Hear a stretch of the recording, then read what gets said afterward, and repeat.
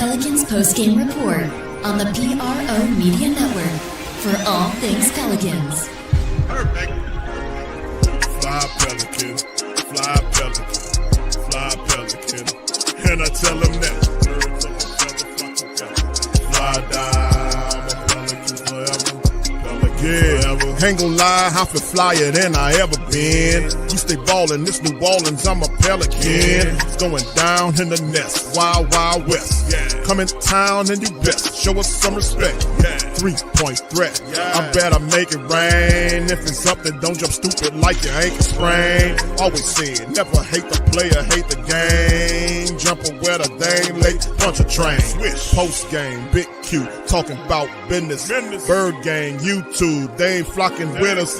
Lock up the division mission, get into the finals. Finish competition, then it's going win the title. I know this flyer than you can get. Such a threat that the refs just might call a tag. You could double, you could press, but you can't check. Right, left, slide by you like a Eurostag. Fly Pelican, fly Pelican, fly Pelican. And I tell them that birds of a feather flock together. Fly down, I'm a Pelican forever. Pelican forever. And never, and never, and never, and never, and never, and never say birds of a feather flock together. Yeah, fly down, I'm a Pelican forever. All right, for all things Pelicans, we up in this thing. Shout out to the fam PPR in here, representing the Flocking Nation, Big Q, DC, and Lex. We're in this thing for Friday night Pelican Talk. We up in this thing. Shout out to the fam. Appreciate y'all for being in a live stream across several platforms. We're going to talk some Pelicans tonight and the preview stream, man, getting ready as the Pelicans finish the preseason 2-2. We are not gearing up for the regular season, man. We're going to introduce some topics to discussion early on, and then also, you know, we're not going to be here for a long stream. I say about 2 hours tops, but we will open the phone lines for family members to chime in. So if you want to be heard, make sure you have a great connection as well, so you have no echoing or, you know, you're in a quiet place. We can understand you and everybody can get a smooth screen. So anyway, with that being said, DC, Lex, shout out to you guys. How y'all doing tonight? Pretty good, man. Very well. Good deal. All right. Anyway, what's interesting just to doing this show outside of, we haven't done a call-in stream, and I just want to make DC and Lex aware that I've kept my promise. I am here. Okay. You kept your pinky promise. Okay. All right. So DC, hit the button. Can I get a clap right there? All right.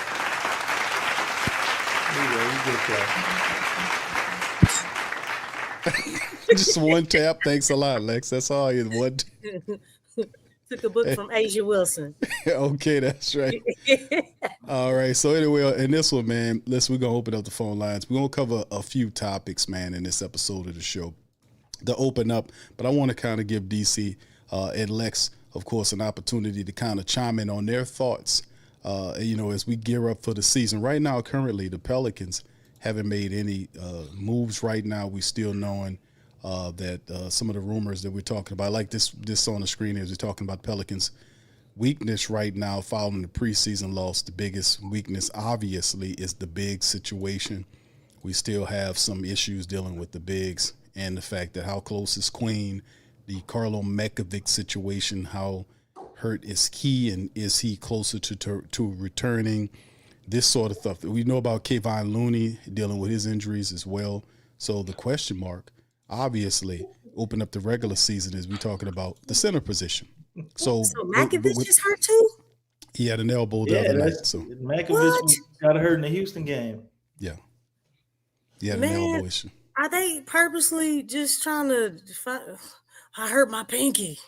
I don't see him riding around and yelling like Jose do on the ground. So I mean, he just walked back to the locker room. So I wonder if it's they still secretive with the injury. So maybe it's not that bad. You know, we looked around the day. The Pelicans still ain't signed nobody. So yeah, I don't think Hunter Dickinson is the answer. Tell Looney get back and Derek. No, but they golly, man. I mean, they need to do something. They need to do something Well, because there's too much size in the league right now. Who's the first game? Oh shoot, they got Memphis. plenty of size. Hunter Dickinson's 7'2". We need some quality bigs. I keep You got saying Eves. that. And you You got can't size just there, Lex. Huh? You got Eves. You got 2 7-footers. Remember we talked about we ain't have no 7-footers. Now we got 2 who's the 7-footers. other one? Eves. No, who else? Hunter Dickinson. No.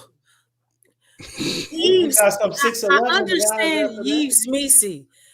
Who? Anybody else?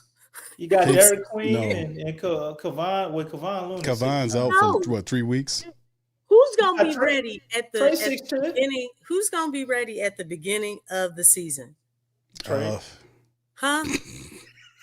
Trey's Trey. not playing center these days. Please That's the no. tallest person we got out of all the two Please, people in there, please, bro. no Trey at center, bro. Please. Oh my gosh. What about Sadiq Bey? No. definitely- Okay, Way so He's who strong else enough, is but no. out there? Who else is out there in free agency as far as big men? Because Dickerson, I'm not sold on him. I'm really not. The pickings are slim in terms of free agency. I mean, DC, what you mentioned, Rashad Holmes. I And think Rashad's Holmes- undersized. Yeah, No, because he fits that small ball jump. We need size. Precious Achua, I think is still available. Nah, he's signed. No, I that's what I'm saying. That's what I think they're scanning and looking He ain't got around. a lot of. You ain't got any options. That's what I'm saying. I'm thinking they probably waiting on. I think Carlo Mekovic's Charles situation Bassey, might y'all not be as remember him? bad. Yeah, I Charles remember. Bassey from the Spurs, he's available. Bol, no. No, Braden Clarkson from the Thunder. Let's see, You said Yes. Braden Clarkson. DC, Yeah. why you wasting people time talking Yeah, like he that? can't- man, I'm just telling you who available. We ain't got a lot of options, bro. Who That's do we what I need just to said. bring out of retirement? Nobody. Dwight Howard, and DeAndre Yeah, Jordan. You can Okay, get that DeAndre makes Jordan. sense because he's a defense. 37. He can block shots, right? And he can get rebounds. Right? Yeah. That's what we need. Ty Jones still out there. Now he can't stretch the floor, but he can finish around the basket too. But I'm just saying, like, man, You got Alex Lynn. Alex Lynn, Mm. he's not too bad. I mean, he probably the Anybody best of the else? bunch. He probably the best of the bunch. I'm skipping over some names that ain't really worth nothing. Micah Porter. You know what's crazy? Potter. It seems like everybody Tristan else in Thompson. the league has invested in size with the heavily, like more than enough. I mean, the Pel signed 2 bigs this offseason. I can't. No, I I'm can't talking tell. about heavily. How many you want them to do in one offseason?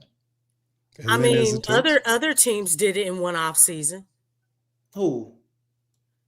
Shoot, the Clippers got what's his name, right? And they They got got, Clarkson and the Lopez. twin. Brooke Lopez. Yeah, him. Oh no. But that, I mean, And they then got another one? Look, Denver added JV. Did y'all know that? Right, but I'm just saying that you ain't for people to add more than 2 centers, like that generally really don't happen. I mean, I'm looking around and everybody's got like first string, second string, third string, fourth string bigs. You know, they could just and they're not just bigs, but they're quality. Like these are guys that can really do some things. Like you talking about throwing bodies and skill out there, you know what I'm saying? Because you really need somebody, you need to throw bodies at Jokic. And Wemby's coming. You know what I'm saying? That's why everybody's loaded up. It's like Pelicans just been investing in this small ball stuff. I mean, we lost JV and didn't even replace him. You know what I'm saying? It's like, what is going on? I think the Pelicans probably taking this approach because maybe Queen is closer than we think. Right. I And think he's and probably the answer. Carlo Mekovic is also probably not as injured as we think too. So I think he's probably really close to playing for the opener. And Carlo probably is all right too. That's why the Pelicans, they haven't panicked and made a move because they would have made one by now. But yeah, I think Queen is getting close to coming back. What's up, Jess? Shout out to Jessica, Stacy. What's up, Mo? What's Shout up, out to Jessica? brother Mo in the building as well. Good to see you. Shout out to the right. lady. All right, Maul and Maul, Daniel, big ups to y'all. Good to see y'all in the chat as well. What Who up, else I Big got there? Stacy? Jacob, what's up, brother? Brother Good to see you Don. as well. Jacob. Pelicans Nola, YBNG Don. Shout out to you and Elite. Much love. Appreciate y'all for being in the chat, man. Y'all hit that like button. If you're on Twitter, hit that retweet button, man, or X rather. Hit that retweet. All right. Anyway, fam, listen, we discussing this, man, but the name of the show, man, is also the preview of the season, and it's entitled 5 Things to Expect from the 2025-26 Pelicans season. And although I said 5, but, I got a little extra. I got maybe 25 things that we're going to kind of talk about on the show. I came up with a list of 25 things to expect from the 2025-26 New Orleans Pelicans. I'm going to throw them at the panel. 25 questions. 25 things to mention. I'm going to throw it at the panel and see what they think about this. So this is the first, I give them in groups of 5, right? The first thing, y'all feel free to talk about it. Number 1, Zion Williamson reclamation season. Fully healthy, refocused, and poised to prove he can lead a deep playoff run. Things to expect from the Pelicans for 25-26. Number 2, Trey Murphy III, All-Star campaign. Sharpshooter becomes household name across the league. Number 3, Jordan Poole's redemption tour. A chance to show he's more than a scorer. Watch for 18 to 20 plus with improved shot selection. 4, Herb Jones expanding his bag. Expect to jump in the corner, 3 accuracy, and ball handling responsibilities. And I'm going to give 5, and I'm going to continue, but I'm going to let DC and Lex chime in. Brandon Ingram's absence redefines the offense. This is one right here. We say, what offense, Q? But this is just the topic. The team plays faster and more balanced. And this is kind of a happy or a wishful thing without so ISO heavy possessions. So that's 5, throwing at 5 things to expect. I got about another 20 more to go, but let's kind of chew on that. We're gonna do them in increments of 5. Got to, man, because that's a lot. Well, go ahead, pick. Talk about one, pick one you like, or however it goes. Go ahead, Lex. You want to chime in on any one of those? Okay. I'll start with Zion. Zion is definitely out with something to prove. And you can tell just by, the way he's come in. Immediately, we don't have to wait. We don't have to wait to see him perform. Like, nobody is actually 100% when starting the season. But looking at Zion, you can tell that he's more ready than not. And you can tell because of what he's doing on the defensive end. The defensive end is another gear of conditioning. So that's how you know when guys are like, wow, like he's been getting steals. He's been very active on defense. And so, offense is that first gear. Defense is the second. But there's also a third. The third is that it factor. It's in the clutch.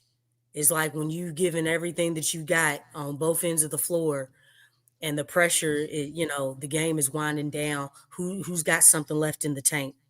So I like to put the third. And plus, that's like that heart, that will, that other conviction, but he's not there yet. But you can see that second gear. And the second gear is good, guys. It's very good. But yeah, I like the way how just immediately Zion is coming in immediately as a two-way player. We don't have to wait because we saw that in preseason. Zion is going to cover a lot of holes. This team still has a lot of holes, and he's going to help cover those things. His activity, I mean, Zion was just everywhere. He was really everywhere. So just the way that he's come in and that he's immediately going to start just playing as a two-way player, that tells you everything that you need to know. And if you're doing that already, then I'm pretty optimistic about him just being healthy. The only thing that I'm concerned about is the breakage in his rotational minutes and stuff like that, as far as him being allowed to really get into a rhythm. That has always been a huge concern because I hate his rotational minutes. You know, to do that to a person and not allow them, especially by him being the face of the team, and he's supposedly supposed to be the star of the team, but he's not getting star rotational minutes. That's just really awkward. But if that's how his rotations are going to be, it'll be rough because every game's going to be different. You know, you're not immediately always going to just be in a rhythm. Sometimes you have to work your way into a rhythm. And that's the reason for just playing like longer periods of time instead of coming out after 4 minutes and then coming in at like the 2:30 mark within a quarter. But anyway, so that's with Zion. As far as with Trey's motivated, very motivated. Brandon is no longer here. And so I think he would have got the opportunity as far as being a starter, you know, if they would have moved Brandon a whole lot sooner, you know, to really open that door and really get him the reps that he needs. But it's here now, and he has an opportunity, and you can definitely tell that he's motivated. You know, he's doing a little bit more as far as off the dribble. And really, he wanted to get away from solely relying on Zion to really open up his game. So he's really done that. I think we'll see a lot of more mid-range. We already see his inside game. We already know about his outside game. So he's definitely, you know, trying to really establish and solidify just being a three-way scorer. But I think, yeah, it may be challenging because politics, I feel like as far as him in the All-Star, I feel like politics can play a part in that.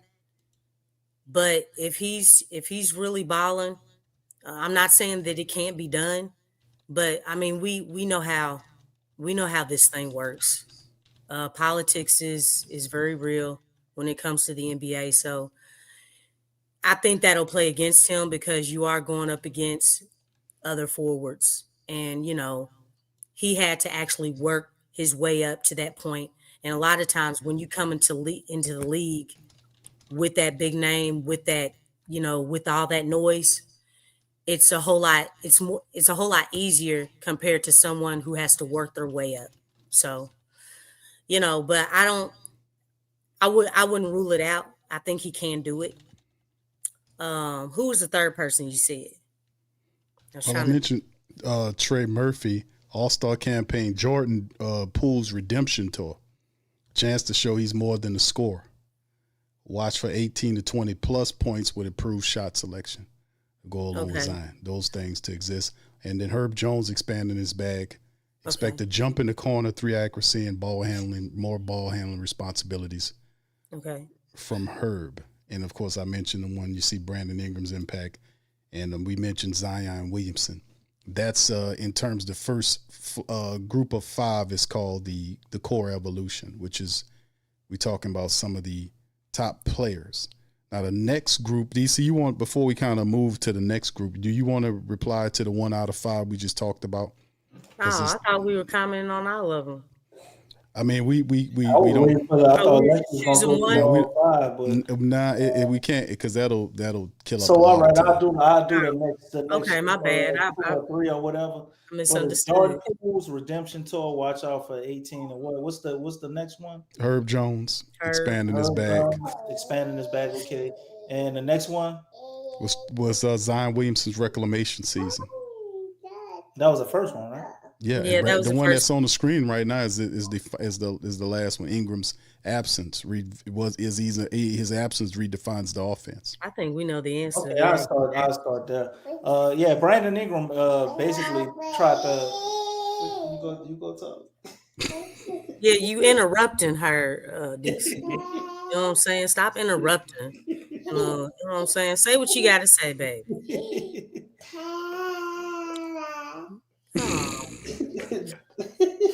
What you want to say? All right. She talking of the night, DC. Mm-hmm. She see us on here talk. She keep trying to wave at y'all. I'm like, they can't see you, baby.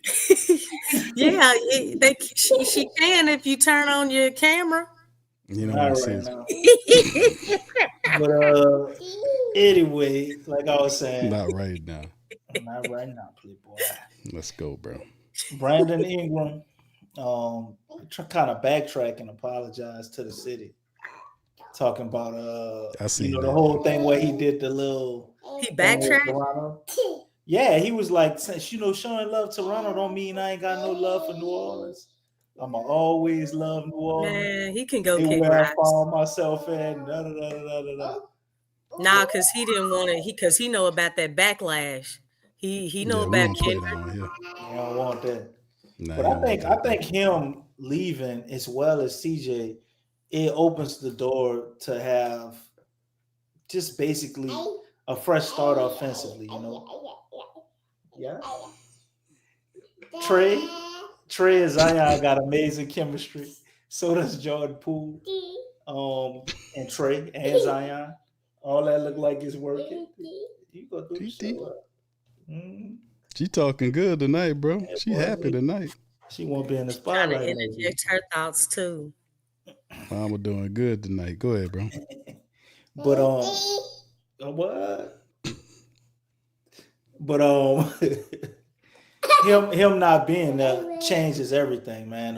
And the most important person would be Trey Murphy. I think it opens the door for him to expand his game and take it to a whole nother level.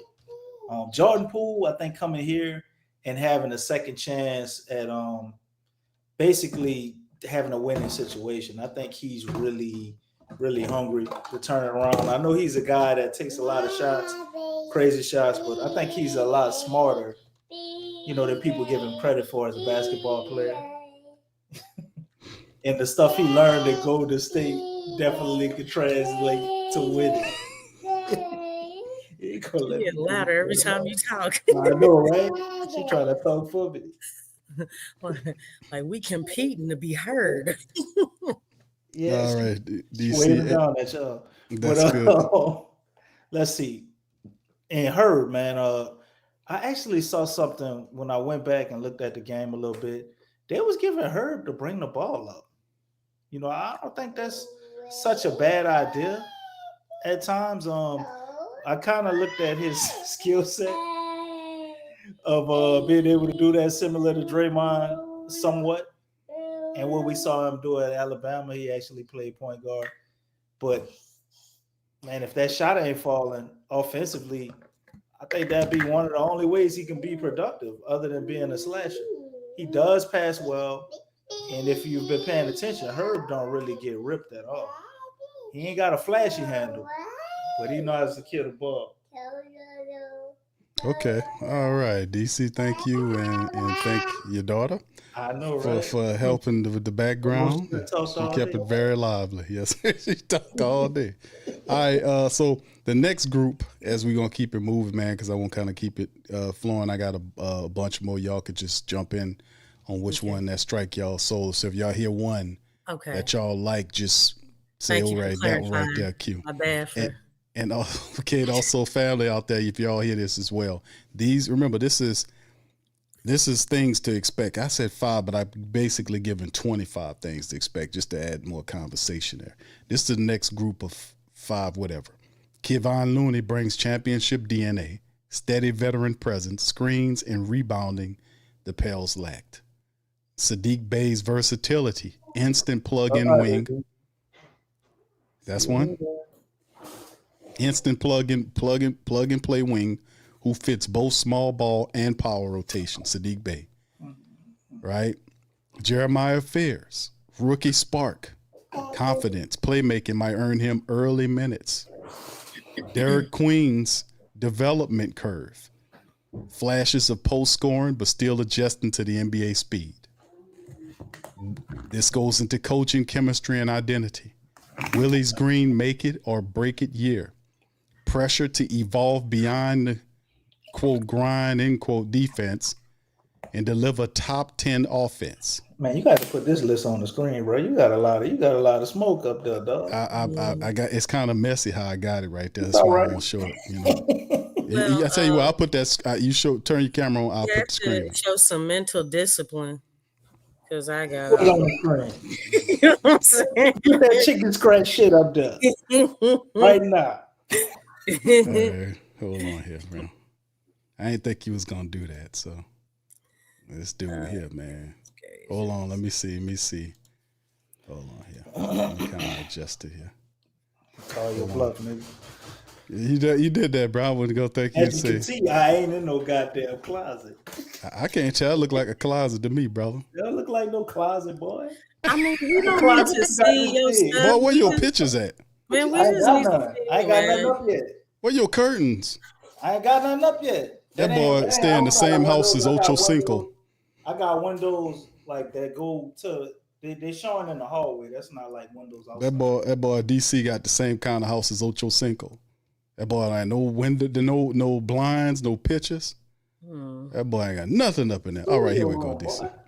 All right, here we go, bro. There you go. Okay. All right. So here you go. The rest of That's it. messy. Nah, I just had to tweak it a little bit. I had to tweak it a little bit. All right. So anyway, 11 coaching, chemistry, and identity. Right. Willie Green's make it or break it. Yeah, we talked about that. New offensive flow, more spacing, pace. Willie's favorite word, besides force, and touch for multiple creators. Defensive cohesion returns. Herb, Trey, Zion forming the league's both switchable front courts. Team chemistry reset. Poole and Zion must click quickly to avoid friction. Leadership defined. Looney and Zion take vocal command of the locker room. And then here's the rest of them right here. Front office contracts and directions. Now this is, David Griffin's crap. They talking about all this the trade rumors. You can forget all that kind of stuff. But then this is just some of the stuff that they added here that I asked for information about. So Willie Green's future tied to results. Another early exit could trigger a coaching change.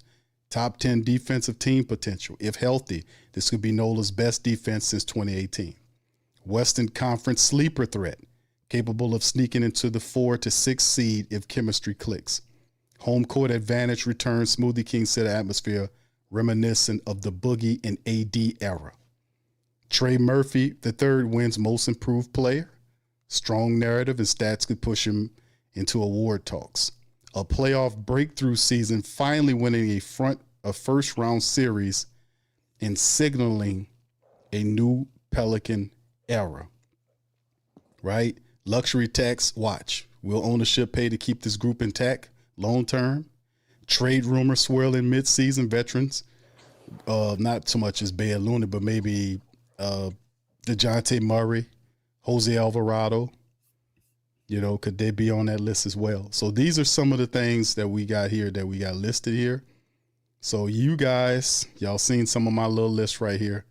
Go ahead and feel free to chime in, because that's a lot of good stuff right there. And besides, before y'all go, we got a poll up for the family members. What will be the Pelicans win-loss record after 10 games? Please vote in the poll. If you're listening, get in the poll.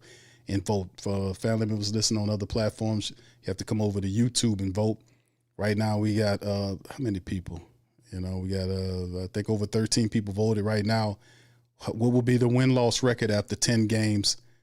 Option 1, 7 to 10 games. Second is 5 to 6. 1 to 4 is the third option. 38% of the family members say it's between 7 to 10 games they see the Pelicans win. So actually it's now tied up at 36 between 7 to 10 and 5 to 6, and 29% says 1 to 4.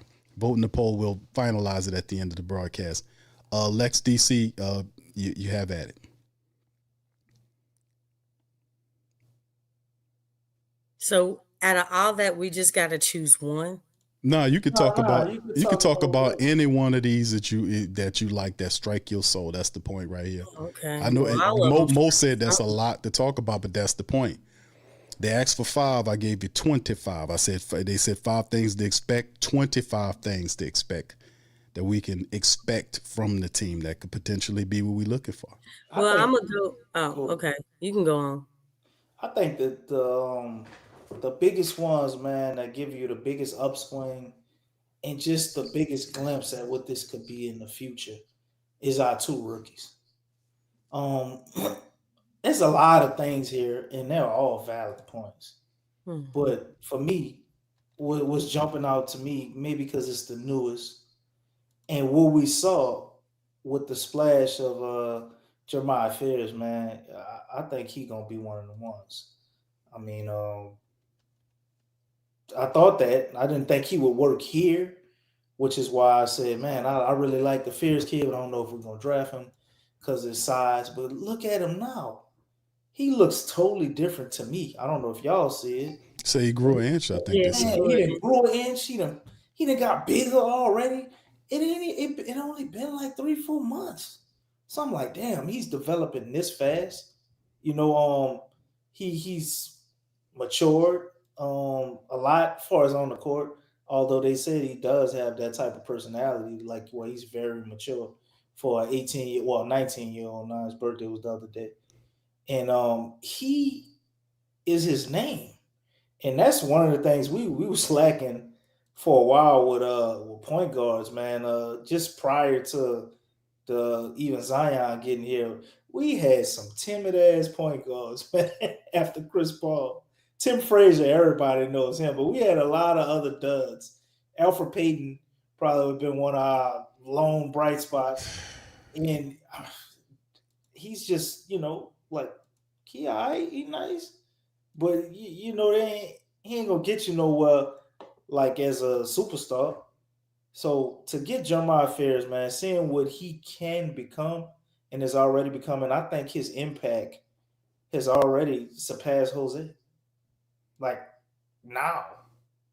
And what this kid can be in the future is, a possible franchise player. If he can come in, be fearless the way he is, take command the way he's already doing, you don't know what you're going to have in the future with him. And the next one I'm going to talk about and let Lex get it because there's a lot of damn points, Q. We be sitting up here doing full-on lectures. But right. Derek, you long-winded. You got an extra set of lungs, right? Derek Queen is one of the biggest X factors. Jeremiah Fears has already shown us, kind of what he can do, and I think he's going to continue to develop. But if Queen can come, and if he's ready, in the way that Fears is, or just able to fill a solid role, now we're cooking with some grease. Because this kid right here, you already know what he's going to do offensively. I'm not worried about his offensive game at all. I'm worried about his ability to be able to handle the physicality of the NBA, right? He definitely got to get stronger. And he's a big. So, that's always a thing with those guys coming in. But if some type of way he's able to at least be a solid rebounder, or he'll be a guy out there, you give him, 10, 12 minutes, we know you got this offensive game that can be next level. But if you can some type of way rebound with that, Man, I think we got something because this is what we missing. This is like the biggest hole right there on the front court. You know what I'm saying? So the two rookies for me is two of the points I think that jump out, and I'm really encouraged to see what that is. And it's a question mark with him. We don't know if it's gonna be good or bad with Queen. Indeed. Shout out to Tasha and the rest of the family members. What's up, Hoffa? We'll be opening the lines of communication, my brother, in a little bit, just to let you know. Lex, please feel free if you want to hit on in the rest. I know it's a lot I talked about. Okay, just to answer Jessica's. How about new offensive flow? Does that sound something that you? No, there's no offensive flow. I talked about that new offensive flow the other night. Okay. Yeah, there is none. It's a lot of ISO, and that's not winning basketball. It's just not with these teams out here, and they play as a team. So that answered that question. How about a Western Conference sleeper threat, capable of sneaking into that 4 and 6 seed? Yeah. Top 10 defensive potential. It's obviously not going to be Willie at this point. But okay, well, when we know that answer, yeah, it's very feasible. So we answered that question. How about leadership? We don't got to be long-winded. How about leadership defined? Kevon Looney and Zion taking over vocal command of the locker room. It's about time. Zion should have had the chance to be a leader as soon as he got into the league. Because when you get a number 1 draft pick, that's what you want. He was not groomed. He was not. That title was rescinded. The pressure was rescinded. I got one slight problem with that. What? I think if Zion was ready to be a leader, there was nobody to stop him. Yeah, I think how are you ready if they're telling you immediately that, hey, it's not your team, it's Drew Holiday's team. Right there was a problem. Lex, wait, DC, hold on. I think Zion's going to take more of a leadership. I think Joe gave him the permission to dominate. He will. Lex, didn't you say if you was on the team, right, they wouldn't be able to stop you from playing in a preseason game? You walk out there, you go to the table, you checking in, well, stop me, right? Wasn't that, you remember that? When you was talking about that? When that might have been the preview of the Rockets game, and I was messing with you, and we had the whole the love of the game clause with Jordan and on that podcast. I don't remember DC saying. I don't remember Lex saying it in that show. DC. Yeah, I don't either. You brought up Cam Reddish that show. I'm like, are you putting words in my mouth? Because I do have a DC making up stuff. You said. Now he gonna tell you what you said. Big Q just now said that he don't remember me saying that. I don't remember that. But go on. I mean, we was talking about the love of the game, and I say, Lex, sometimes they don't play. Somebody won't play in the preseason because they probably told them to sit out or whatever, and you said nobody is gonna stop you from playing. Okay, I remember that, DC. Because you love the game, right? And we got on the Jordan love the game clause. Okay. Yeah. Okay. So where's the connection?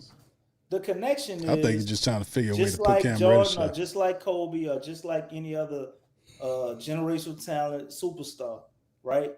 When they come in and they take command, because when they say they're not doing something or they want this to be a certain way or that way, what usually happens? Okay. One thing that I want to say, if Zion wanted to step up and take that leadership role, he could have, and ain't nothing nobody would have been. Well, what prevented them from taking the leadership role before? It wasn't clear, right? Hold on. Because I want to address all that. The guy that wants to be that vocal leader, and he constantly says that. He said, "Well, I had injuries. What he's saying, what he doing is different." Let me say this, because I'm gonna tell you right now, ain't nobody out here touching the mentality that Jordan came in with and Kobe. I'm gonna tell you, anybody. I don't care who they are. No, they are top tier. No one is touching them. With that being said, when Zion came in the league, Zion came in and he was injured. So I think that right there, that was kind of like a deterrent because he was injured. He wasn't playing immediately. He had to wait. Not only that, you have Griff, who I really do feel like he had LeBron James PTSD. I think he already had an agenda to come in and sabotage the next future face of the league. I don't feel like he wanted Zion because he did not support that. He saw what happened with LeBron. He saw what happened with LeBron and he did not like it. There was a lot of noise with Zion. So the thing is, that dude, we know he's a dictator. He's a control freak. He believes in absolute power. He was running everything. He actually attached himself to Zion. He was out of everybody, he was controlling his minutes and the ramp up, all that stuff. Like when you have somebody who's a control freak like that, and you're young, and you're coming, you as soon as you come in, you're coming in like injured. You know what I'm saying? Because he had surgery on the very first day. Like, so Zion had the mentality, okay, well, let me get acclimated. Let me, get in first. Like the way he came in was definitely different. And you add the way Griff was, that didn't help either. It just didn't help. Like he didn't have a chance to, from the start. And I think that was the biggest problem with the ramp up, with the minutes, minute restriction, all that stuff. I even feel like the games that, Zion said that he was ready to play, and he said that many a times.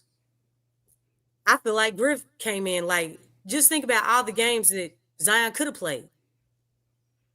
And I think it had something to do with that's what I'm saying. Like, I'm not demonizing Zion, but the way he was brought up, Zion don't seem like to go against his coaches. He was brought up right. He's respectable. He don't come across as a guy who wants to be disliked. Although he feeds off of negative commentary and people talking on him, like he kind of feed off of that.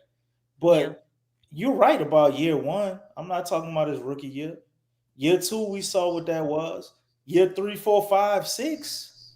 That's more what I'm talking about. Like, he had the ability to be able to step into that role, but there was going to be people that didn't like it. Like my man Don Guillory had a comment, Zion didn't want to step on no toes. That's true. But if he would have had the mentality, like, man, the hell with this, I'm tired of this shit, I'm going to do whatever it take to win, or whatever he sees it take to win, he would have had that leadership role, and there was nothing they can do to stop him because everybody's trying to watch Zion. Hell, if he would have had that mentality, DC, he would have forced his way out of here. Maybe or maybe not. If he had that mentality, if he had that mentality, he would have stayed and he would have been able to stay in shape. He would have been on top of his game. He may have not dealt with so many injuries, and he definitely would have been able to force his way out of some of those minute restrictions and different things. I'm just pointing at the other side of the coin. It ain't all his fault. I'm not putting it all on Zion. I mean, that's difficult for him to take charge. There's a lot of stuff when you come into a situation and there's no Zion did everything right. Yeah, but look at this. Look, the organization is not stable. He did not come into a situation that had stability. He didn't. That man had a weirdo over the table, bro. The thing is that, do you know that there's still, like, Willie Green has been there how many years and still does not know how to use Zion? If Zion did with the stuff I'm saying, Willie Green would be fired. He could have got Willie Green fired, and y'all know it. That's facts. I mean, I don't see Zion as helpless as somebody. Not everybody has. Everybody's personality is different, and I think you're still looking at it like Jordan and Kobe and stuff. Not everybody's coming, especially this generation. Nobody's coming in like that. Nobody is. I promise you. Kevin Durant. We could go over a bunch of players with the type of ability that he possessed, they call them, prima donnas, or they come with certain requests, certain things that they're entitled to, that they, may take to the next level, that a player that ain't good as them can't do. But Zion had to get most of his grace because he had his, topsy-turvy stuff off the court, which I'm glad looks like it's behind him now.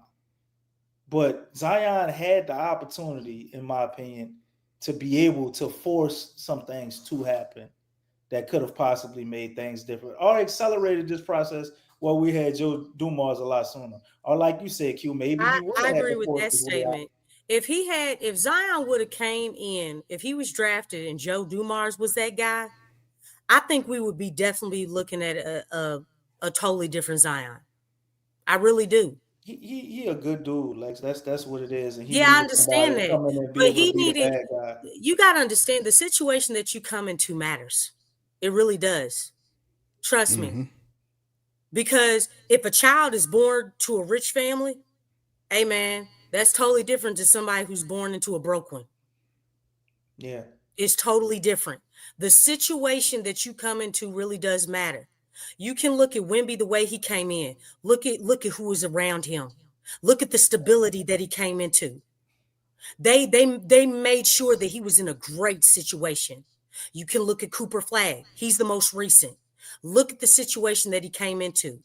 He's got champions, not just role player champions. He's got champions where I was the second dude on the team that contributed. I was the number 2 guy. Klay Thompson, Kyrie Irving, AD. You know what I'm saying? That's what he came into. Man, who is his coach? Freaking Jason Kidd? Oh my gosh. And then they have him playing the point guard position. They said, here, Coop, we want to put the ball in your hands. Why in God's name are we still in Zion's 6th year? Why are we still hesitating to put the daggone ball in his hand from the jump of the game? You want to give him the ball. You want to give him the ball with the second unit in the second quarter? Dog, you are high on something. Why are we still? That's partially still Zion's fault, though. No. The thing is, why he letting it go on? Are we trying to build around the man or are we not? Because right now, look, Joe came in and set the hierarchy. We talked about that. How the hierarchy was not set. Griff didn't want to set it. He didn't want to do it. He was playing with everybody. You know how to do Joe's come in and done that. But the problem is the coaching is still the same as when Griff was here. It's the same philosophy. And Griff wanted to We're fire going to put the it guy. in his hands. We're going to put it in that guy's hands. We're going to put it in Zion's hands. And we're going to put it in that guy's hands too. Well, they was running ball. There's no identity. But Lex, that's the confusion we talked about, because remember, they didn't have a bona fide point guard, so they had to run a point guard by committee approach, which is always going to bring confusion, especially if you don't have an organized coach. This guy's holding the ball, and then, but I'm saying that's what it was. That's what the signing of DeJounte Murray was supposed to be. But that's didn't we see it last year around the same time? Talked about this though, Lex. DC, didn't we sit around here and talk about this last time? That the Pelicans' number one weakness last year was the fact that they didn't have a bona fide point guard to orchestrate and keep C.J. McCollum from clicking and from dancing and ignoring whatever little offense they have and just going and jacking up 3-point shots and them going back the other end, and they just had this organized ball. When he's not good, he's not a good assister of the ball. He's selfish with the ball at times. Yeah, he is. And he was, and as long as you had kept him in 2-guard CJ mode, that he was usable there. Yeah, but he was that's what actually this was. He did well because CJ is a true 2. Yeah. He's not combo guard. He's only a combo guard for a short amount of time. But he does not need to look. It can't have an extension. But this brings us. You're straight up a 2. Yeah, you're not really a combo. This brings us to current times. What I brought McCollum up is because the Pelicans lacked a floor general, a guy that can set the table for everybody to operate. And then different guys handling the ball. Herb bringing the ball up, Zion bringing the ball up, BI was bringing the ball up. Everybody was, all these other guys were bringing the ball. They had a group approach at the point guard level, which was confusion. I knew the Pelicans couldn't make it work because the coach wasn't organized enough to run a consistent scheme. So the Zion thing, the point guard about what is with the new look with Poole coming here? What is that supposed? What is the point guard? Is that still something we have to be concerned about? He's he's a combo guard, similar to CJ, but I think he is okay with playing off the ball and feeding off Zion on the outside. But who's the point guard is what I'm asking. Who's the point? Who run the point? Shit, they look like they might be trying to have Herb do it and do the point Zion. Everybody, same concept. They're gonna get some touches, and Poole gonna get some touches. So we still got this rotating point guard type thing until you put Fears out there. They look like they're trying to have him set in that position to be able to become a point guard. But he's a rookie. He still got to learn a lot. He still got to go through his lumps and figure some things out. But until he's ready, it's going to be this rotating thing. Unless when they come out game one, they going full Zion, and we didn't know it. Zion, point Zion. I seen them do it. They did it a few times in the preseason. They went away from it. Yeah, but they always go away from it. Yeah, they're not consistent. They always do it. Yeah. If you look at other teams, Luke is always running point. You know what I'm saying? You can look at any team. It's always a James Harden. He's always running point when he's out there, for the most part. Like any team you can name. Like that's something that's not consistent with the Pelicans. There's too much inconsistency. That changes up the flow of the game. That changes up everything, the identity. You have to do something. It's just like one thing they say with when you have kids need structure, right? You got to be consistent every day. Yes, it may change day to day. Like, oh, you need to go to the store on this day, so you're not in the house working on them with different things. But they need that. It's the same thing with a lot of things, even the way the companies are ran. They have a consistent flow on how they do things that keeps things like going, and it has everybody on the same page. That's what's lacking here. Because you're changing out, okay, you bring the ball down. Okay, now this possession, you bring it down. Like, no. Like, have some consistency with one person so you can get into a better rhythm. You can get acquainted with the system. And that's what the problem is. We talked about it all the time. There's no system. There's a lot of ISO. That's not how you win. You have to have some type of structure. You have to have some type of system. And once you develop that, which anytime you're doing something, that stuff develops over time. That helps with chemistry. That helps with synergy. Like, all this stuff is connected. But if you're changing out who's running point every single play, there's no consistency. That means like it's like Russian roulette. You're throwing it up in the air. Okay, let's just see what we get. Man, the Pelicans don't need that. You gotta have some structure. Stick with one person, develop a system, and then from there you can start getting creative. But first you have to have the structure. You gotta get that. Well, that's the structure that the Pelicans have been lacking for some time now with Willie Green. We have a ton of offensive inconsistency, a lot on the defensive side. So it's going to be interesting these first 10 games to see where it is. Speaking of which, the poll is in the chat right now for the family members. Please feel free to get your word in on that, get your vote in. The question is, what will be the Pelicans' win-loss record after 10 games? 3 options. 7 to 10 wins, 5 to 6 wins, 1 to 4 wins. Right now, 5 to 6 wins is winning 52%. 7 to 10 is 32%, and 1 to 4 is 16%. That's currently what's going on. Shout out to y'all. Hit the like button. We got brother Mose is joining the building. Mose, you in there? Shout out to you. Good to see you, my brother. How you been, man? Man, I'm in here, man. I miss you guys, man. Same here, bro. Same to you, You bro. too, brother. Good to see Yeah, you. it's good to be back and have some optimism for a change, right? We kind of got Yes.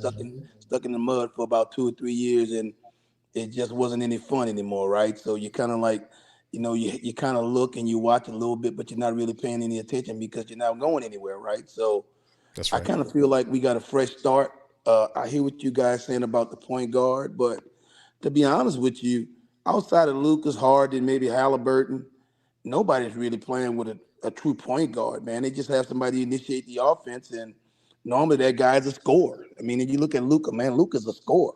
He'll throw some lobs here and there, but for the most point, he's trying to get his own bucket. Same thing with Harden, right? So the problem, what I would do, I would let Zion initiate the offense because he can get to the hole, and when he's not doing it, then when Fears is in the game, that's my guy that's initiating the offense because they draw so much to them, because they can get in the lane and cause some problems, and they can get all the way to the hole, right? So if you look at OKC, man, you'll see SGA got the ball sometimes that Williams boy got the ball, and they're basically just playing through one of them, getting to the hole and breaking people down, and then spraying the ball once they draw some defenders. But I don't think you really, really, really just have to have a true point guard now because those days, the game's not like that. Like when Chris Paul come down and he just control the whole offense.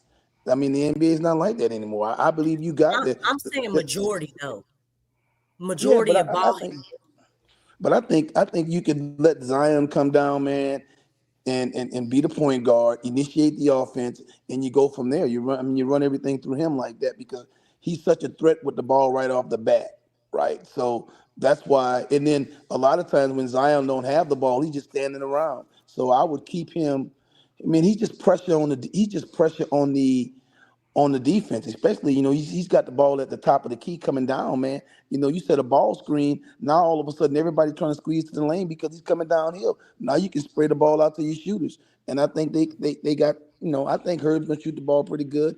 I think Jordan Poole, and we know Trey can shoot the ball. So if you ask me what the main problem with the Pelicans right now, I would say rebounding. I wouldn't even say because they got guys that's handling the ball. I mean, the problem right now is I don't know if we're big enough, right? At some points, right? Like when you play somebody like Houston and KC and they got those double bigs on the floor, man, that's hard to deal with, right? So I think Willie's got to be more flexible depending on who you play.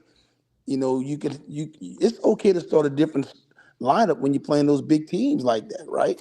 Because you're gonna get smashed on the boards. I mean, if you look at that Houston game, the boards is what made the difference because really we played them pretty close for a minute, and then the boards, they got the boards on us, right? So the second chance points and stuff like that. Now against Orlando the other night, I watched the game last night, and we did a good job rebounding, but Orlando was trying to win that game. They brought their starters back in the game, right? Where we were playing lesser guys, but man, it's the most optimistic I've been since I don't know, maybe Chris Paul was there, as a Pelican fan. So I'm trying to give them the benefit of the doubt. I don't want to talk about David Griffin anymore, man. That's like a bad ex, man. Out of sight, out of mind. I don't want to talk about Brandon Ingram no more. Them cats out of here, man. I just want to be positive, as far as Jeremiah Fears. I think Jeremiah Fears will be a superstar in the next 3 years because, when we talk about it and what it is, we might not be able to say what it is, but I know what it is when I see it. And bro, he got it.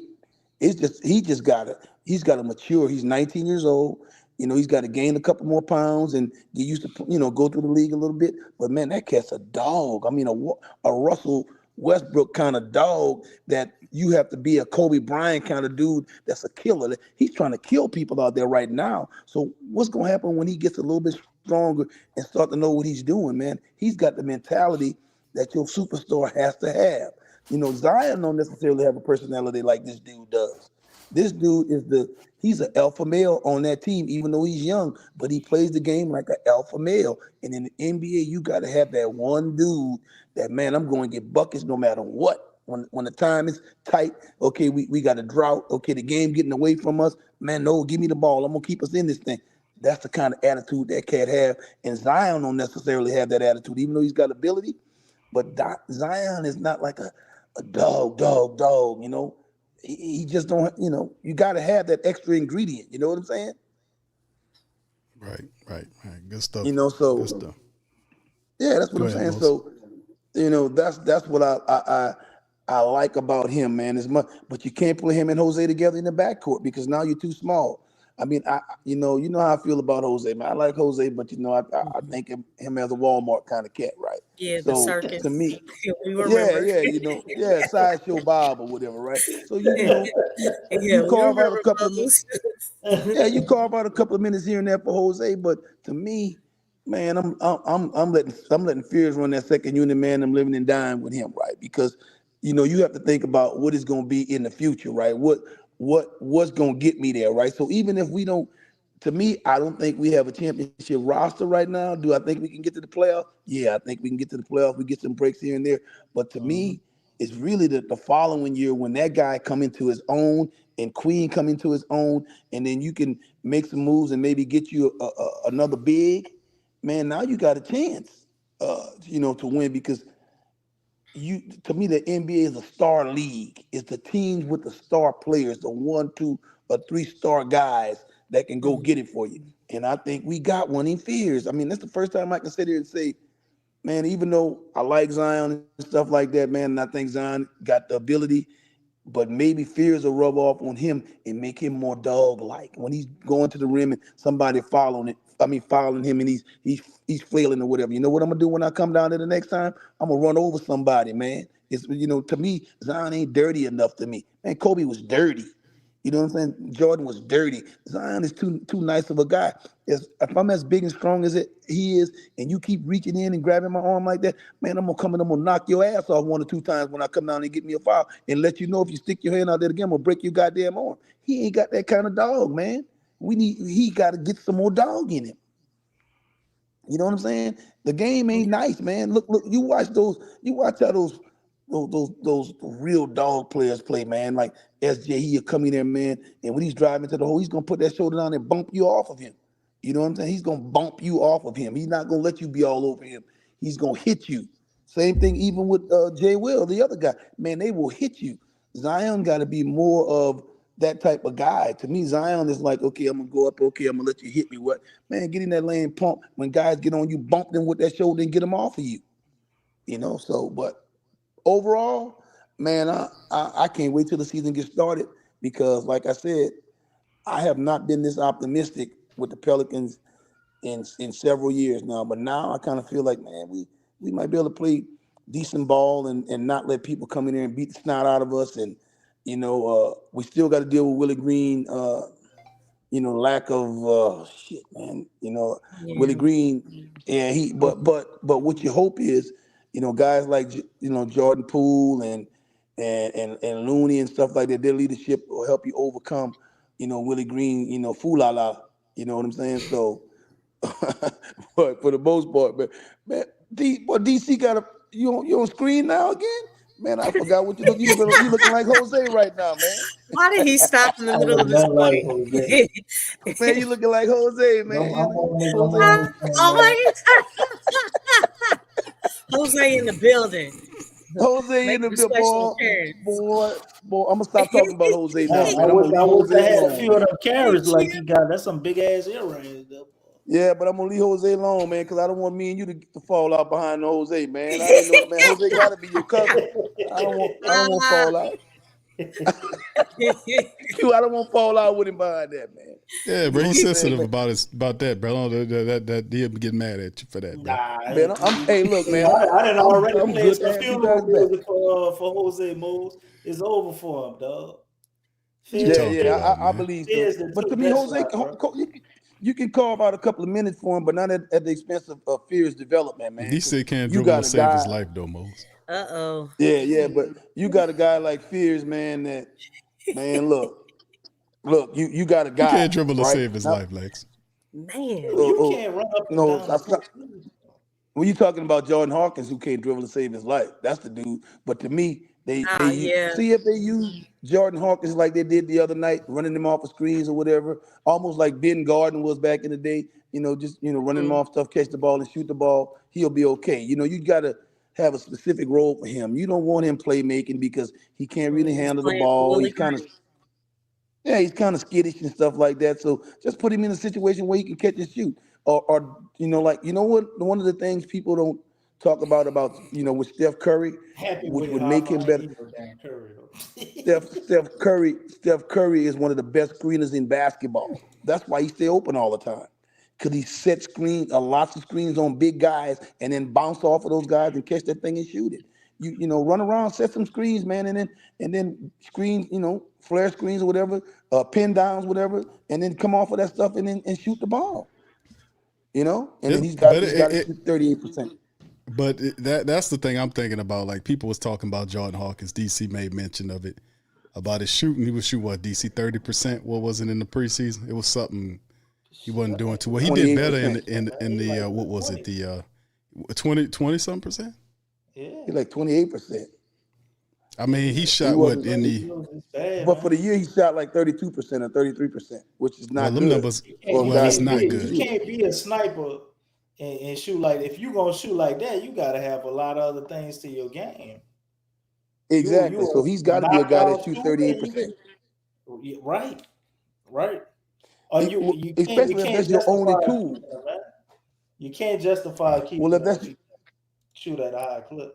But if that's his only skill, he's got to be better at it than he is. You can't, if shooting's supposed to be your skill, you can't shoot 32%, 33% from them. You got to shoot 38, 39% from three if that's your skill. If not, then you got to move on from him. You got to figure out a way to get something. One-dimensional. He did a lot better in the last game. Very one-dimensional, and he's horrible on defense, y'all. They've been cooking on that dude like barbecue chicken. But it's almost like the dude kind of slow or something, man. I can't figure it out, man. You play that much basketball, at some point you gotta be able to guard somebody. And I don't understand how you can play basketball at a guard position as much as he has played it and not be able to handle the basketball consistently. That's crazy, man. I'm 60 years old and I still can handle the ball a little bit, man, if ain't nobody up on me. You know what I'm saying? I think that's most people. Yeah, you know what I'm saying? But when I was playing, I ain't no NBA guy, but I know one thing: you wasn't gonna take the ball from me. You know what I'm saying? To the fundamentals, Mose. Yeah, he don't know he could turn his back and protect the ball, bro. Obviously, yeah. You just don't have you gotta have that forearm out to protect the ball. But come on, but Lex, he a little thin though. He still look like he added 5 pounds. I mean, he still look a little small. No, they be pushing that dude around. It seems to me like he doesn't understand angles. You got to understand positioning when you're defending. There's a science to it. It really is. Be all right though. And he don't understand that. But not everybody has that gift. So I think defense and rebounding want to. But he's a shooter with Zion there. We're playing with Zion's gravity. I would love to see him come off the bench, and at some point, Jordan Hawkins' defensive game has to improve. I mean, he just can't be a one-hit quitter type of dude. He got to prove it defensively. He has to be challenged. There's a lot of defensive deficiencies with Jordan Poole, Jordan Hawkins, Jeremiah Fears, okay? And even Jose, as much as he's a defensive cat, he has defensive deficiencies. Because if you post him up, like with all that size, like he can be taken advantage of at a lot of times. He's gonna miss, have some defensive assignments just because of his size. You ever watch how Lil Fears get with that ball when people get up on him? He's almost down to the floor. Watch how low he gets with the ball, and when he comes in that lane and somebody come up on him and try to rip him, how he'll bend that body down. He'll get down low, and he got that ball on the string. Man, I love that dude. That first when they drafted him, I wasn't so sure because I don't watch it. I'm like, oh man, a 6'3" point guard, man, I believe big, man. Well, they have to. I mean, him by proxy being here, they have to be able to force all these veterans to be like, man, this youngster here, this guy in the gym all the time. He's here at 5 o'clock in the morning. I'm trying to figure out how Jeremiah Fears get here. And how long you been on the team? About 3 months? And he didn't put on more weight than Jordan Hawkins in his last 2 years. Metabolism. But sometimes it's body composition, man, too. You know what I'm saying? How you put together, right? Some guys can gain weight, some guys can't. You Your know, genetics. Jordan Hawkins Well, look like a frail guy. can you gain strength? Jamal Fizz, he Now you couldn't can gain finish strength, hardly. He couldn't finish hardly in the summer league. He had a real bad problem finishing. He looked a lot better at finishing in the preseason. Well, DC got a lot of practice, literally. Some What is dudes are Jordan different, man. Some Hawkins people doing? are built different, bro. Getting there 2 hours later than he did. Yeah, he may be. So now what we got to hope now with Zion, because if Zion got that hoe out of him right now, we'll be okay. It looked like he might have got that hoe out of him. You know what I'm saying? That was his problem. You know, he won't. You know what I'm saying? He won't be. Okay. I mean, Zion, look, Zion had an ass pocket of money, and he was, enjoying himself with the life thing. You know, if he let ain't that lying. life stuff go. You know what I'm saying? You Which I ain't don't lying. blame him, because when you're a young man, you're gonna do young man things.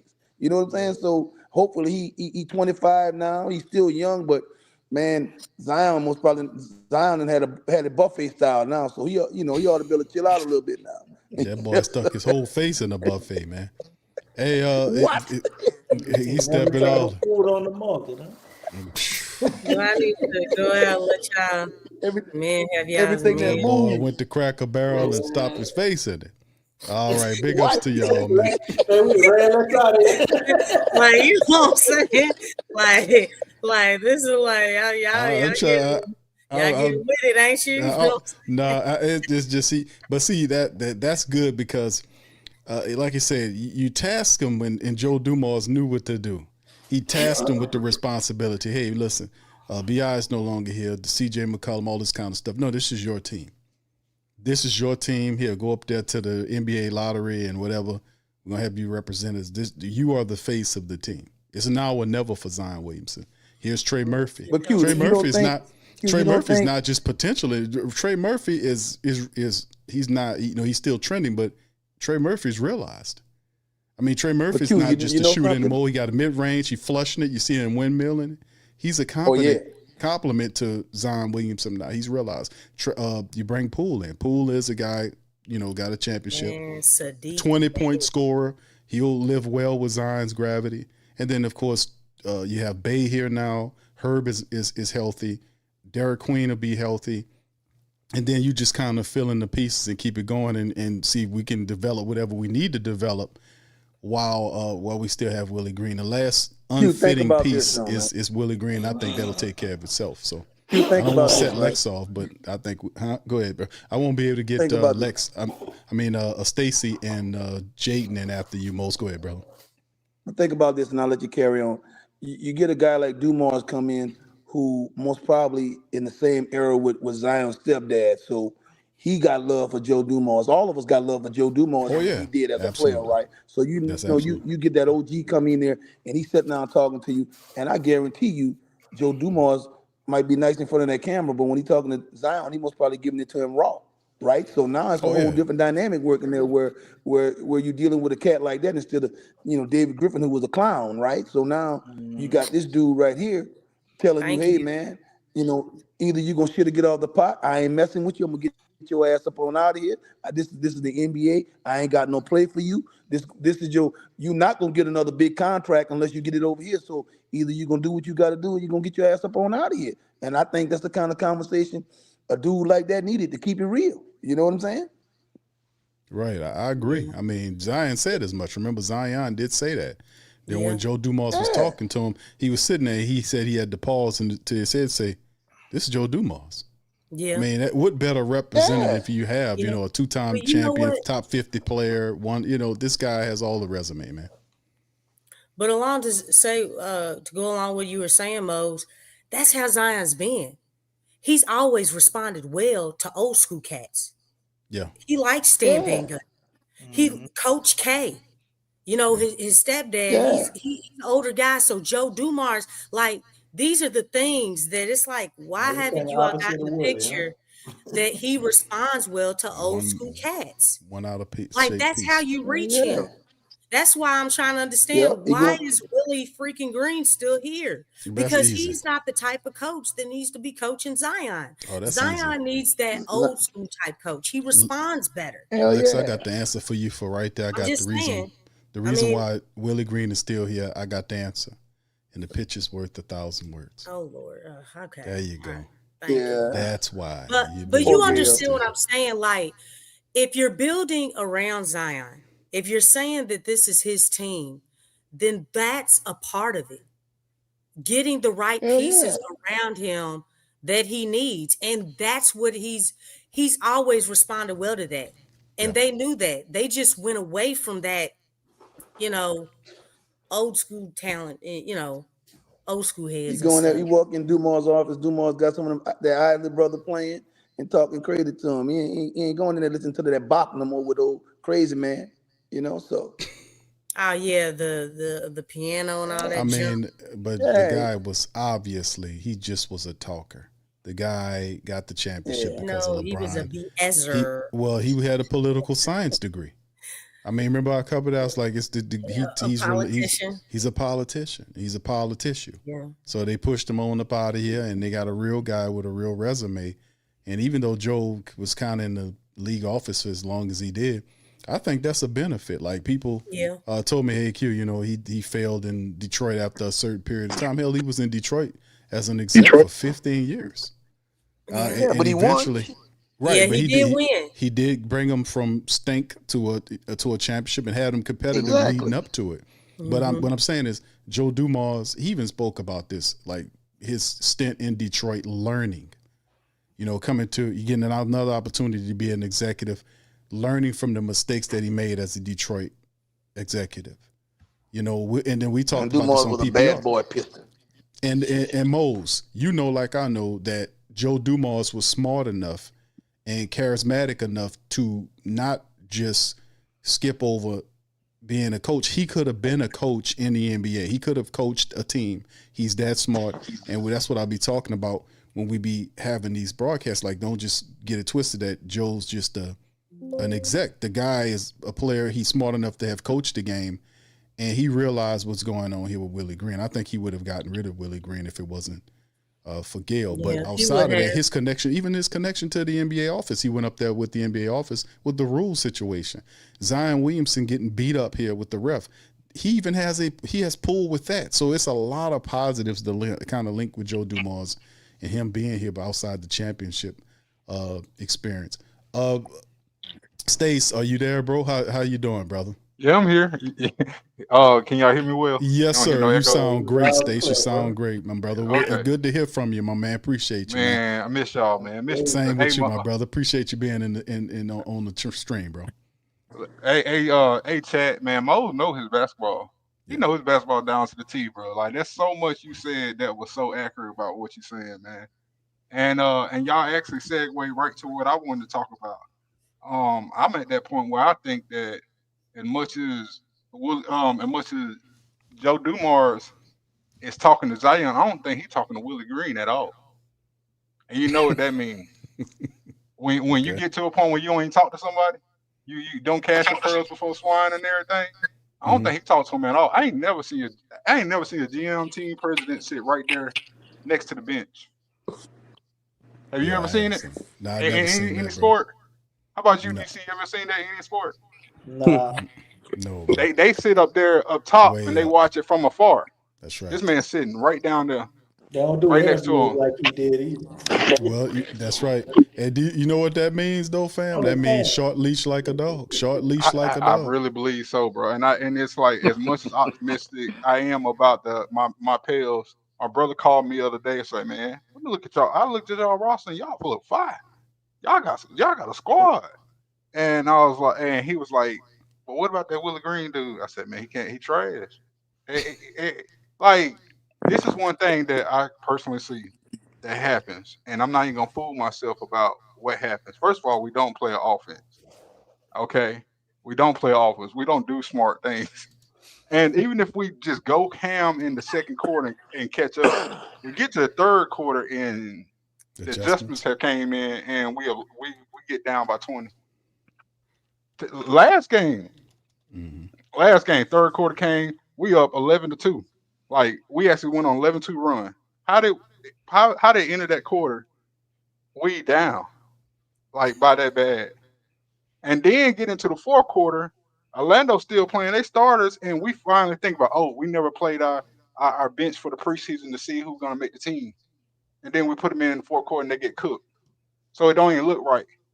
We don't even know if Christian Shoemake can be in the NBA. I know he personally can because I watched McNeese State. That's a good basketball team down there.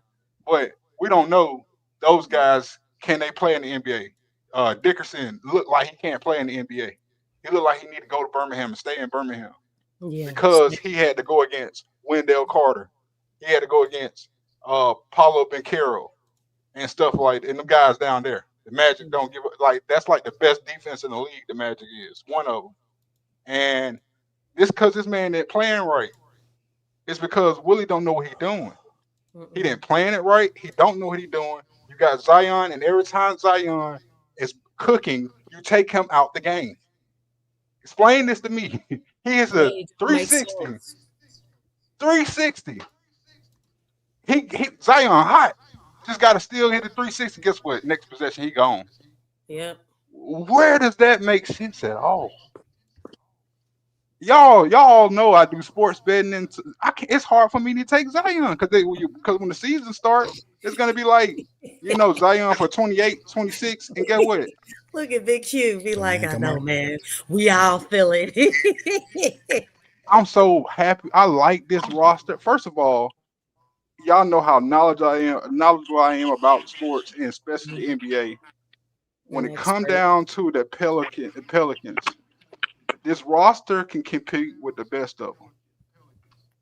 This coach can't. Yeah. With the capital C. With a capital C, bro.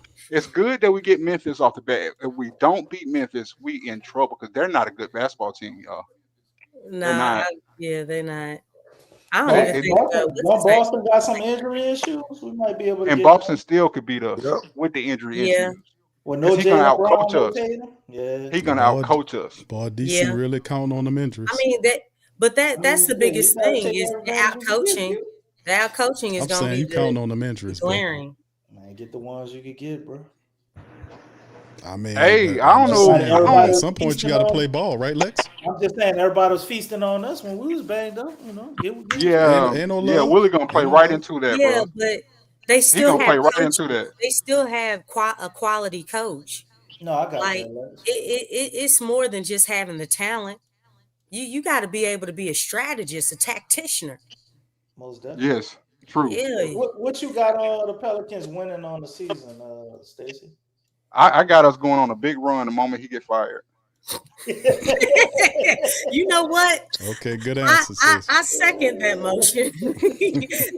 I agree, Stacey. I got the moment he get fired, I got Zion can be an MVP race, top 5. I got all the blessed things that are possible. What you possibly can think can happen will happen in a good way the moment he gets fired. Because in my mind, I already got lined up who I want. And I talked to y'all about this. Brendan Malone was Joe Dumars' coach at the Pistons. Yeah. That was a great connection right there, Stacey. And then I know that because, as y'all know, I told y'all before that I was a King supporter my teenage life up until I was a young adult. And then DeMarcus came through. And DeMarcus was a hooper. He could play. But Mike came in. That was his first head coaching job. And Mike came in and turned him up. He got fired for winning. That's right. He got fired for winning. Yeah. So, and when I find out Brendan was his dad and all of that, and then, knowing about the Jordan rules and everything, and Joe Dumars and putting 2 and 2 together, I know what Mike could do for centers. I know he could do for big man. This man is a big man specialist. I think Jokic kind of fed off of Mike's game more than Mike fed off of Jokic. Not taking away from Jokic, but I remember Jokic when he was a rookie. I remember Jokic when he was young and he was at the Nuggets, and DeMarcus Cousins used to kill him with the Kings. That was one game where Mason Plumlee, not Miles Plumlee, but is it Miles? The older brother, Miles, Nurkic, and Jokic was playing for the Nuggets. In the first 6 minutes, DeMarcus Cousins put all 3 of them in foul trouble. It was 3 of them. He put all of them in foul trouble, just cooking them. And I knew that Jokic just really didn't have it like that in the NBA level. But when Mike got him, when he went to the Nuggets, Mike turned them up. I can only imagine what that does for Derek Queen. I can only imagine what that does for Zion. First of all, and another thing, Zion is our point guard. We need to just go ahead and do it. And he needs to get time and get that point guard because you Yeah, can't just be a rest. point guard overnight. That's why he's turning the ball over and they trapping him and stuff like that because you can't just throw it at him. He needs to know how to play it and has to have experience and chemistry at it. That's why he keeps on running into traps because he doesn't have experience at it. We stop it once it start get going. We don't run plays. There was something the other day I saw that it was the last second of the clock, and somehow we messed up and end up running horns as an accident, and it worked. Like horns is when you got two bigs standing at the free throw line, and one of them set the screen, the other one go out there for the flare, and the other one like roll to the basket. Yeah, we ran that somehow, some way, and it worked. We should be doing that every game. Guess how I know how much it works? Because New Orleans is the ones who started it in this era. It used to work in the era of the '80s and everything, but New Orleans started in this era. It was AD, DeMarcus Cousins, and Rondo. You know what I mean? They won all them games around that time, the 2017 year. You remember that DC Yeah, when DeMarcus Cousins and AD was together, and yeah, and we had Rondo. that was a crazy year, man. If they wouldn't have got hurt, they really had a chance the way they was playing. Right. And that was the formation we ran on offense. That was our system, and nobody could stop the Pelicans because DeMarcus would be running the point at times, and he'll throw a oop to AD, Yep. or it could be the other They, way they around. One of them shoot a three or whatever. It was Yep. they had some of it when Alonzo Ball was here too. man. Listen, the other day y'all said we don't have man. Stan Van Gundy had a system. He Hmm. had a system, bro, and the system was working. And the system's still on the video game. If anybody's played 2K and everything, that system's still there. It's called Pelicans 2018, and it's good. It's a good system to run.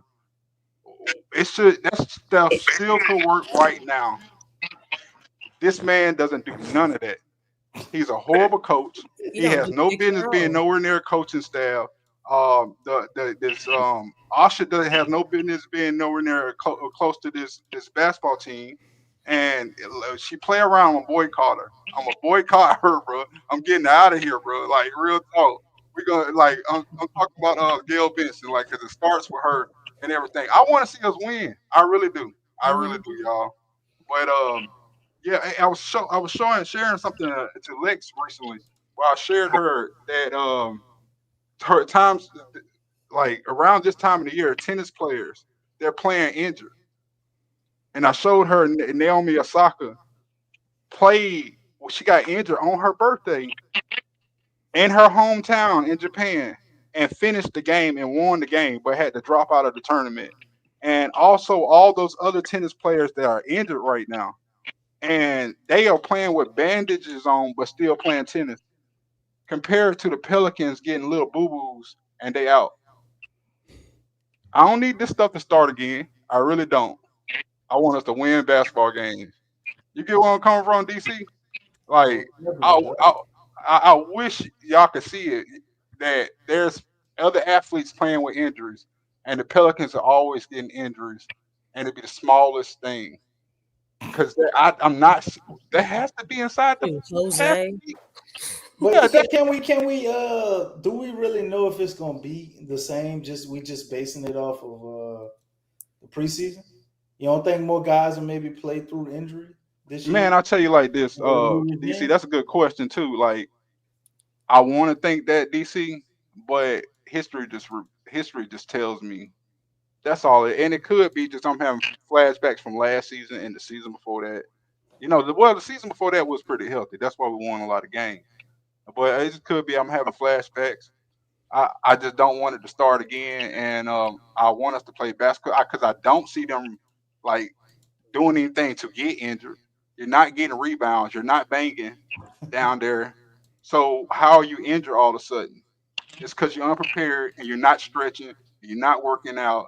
And uh, not Joe, but Willie Green said something in his press the other night that said, somebody asked a question about Zion being in good shape and everything. His is like, I'm happy he got there. Da, da, da. Bro, you should have took accountability for that. As a coach, you should be like, man, that's my fault. I should have had him in here working out and shape. Right there in that interview, right there, he should have said that. He should have said it's on me that he wasn't in shape. Yeah, I understand that Zion a grown man, but you the coach. You not. Like, I'm straight up telling him he's not getting on my court if he in shape. Right. You know, I show him the trade block that he own if he ain't in shape. Feel me? That's a company man though. Stacey ain't gonna. I know that's why he got to go. And that, he running scared. Yeah. Them type of Negroes really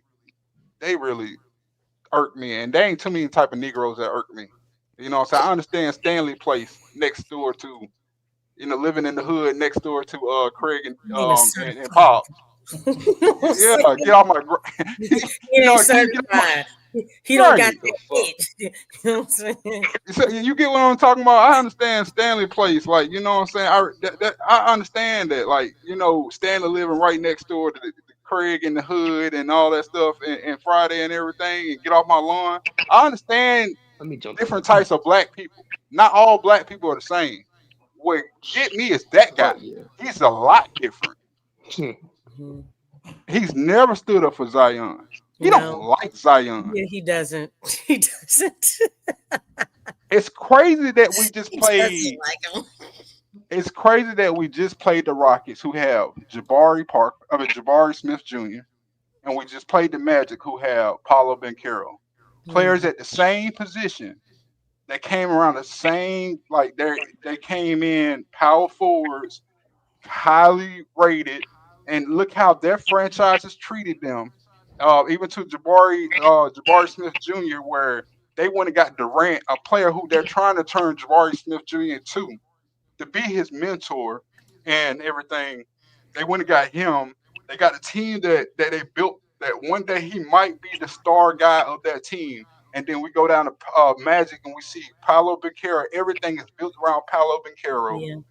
And look like he's going to be an MVP one day. Ultimate respect. Ultimate respect, man. Evan Mobley, his coach is running around here telling people he's going to win MVP. These are players at the same position as Zion, where the Pelicans didn't do the same for Zion. Willie never talks up Zion. Man, remember Rahakovic with Scotty Barnes? Come on, play that. Yeah. He loves Scotty. You know what I'm saying?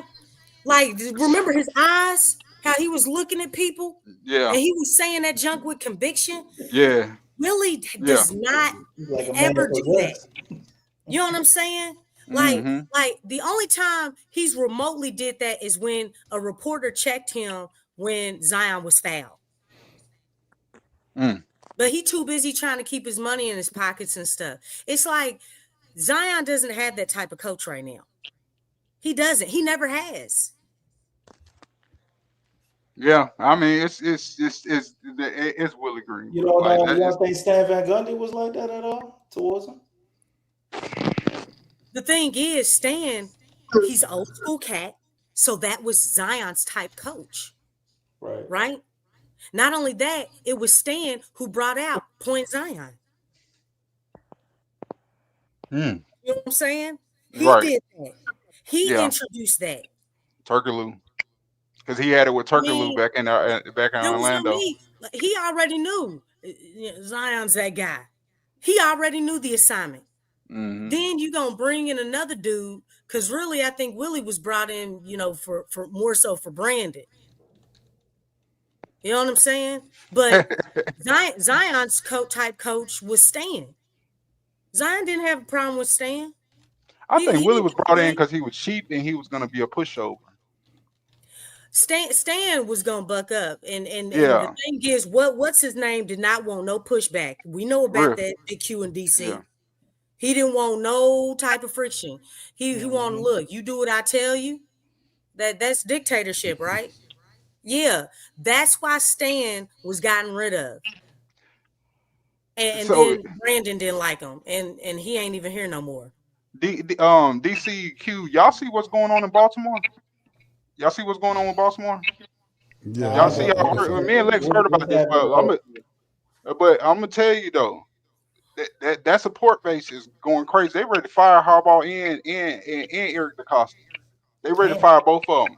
Yeah. How many seasons they had? It don't matter. No. It's the Like standard. if you've been And watching them, yeah, it's a coaching Preach. issue. Harbaugh gets out coached badly. Yes. Like he's like maybe an up to mediocre, but for some reason, I don't know if he's not adjusting to the game or not. But I mean, we both noticed it, and it was Mm-hmm. before this year even came about.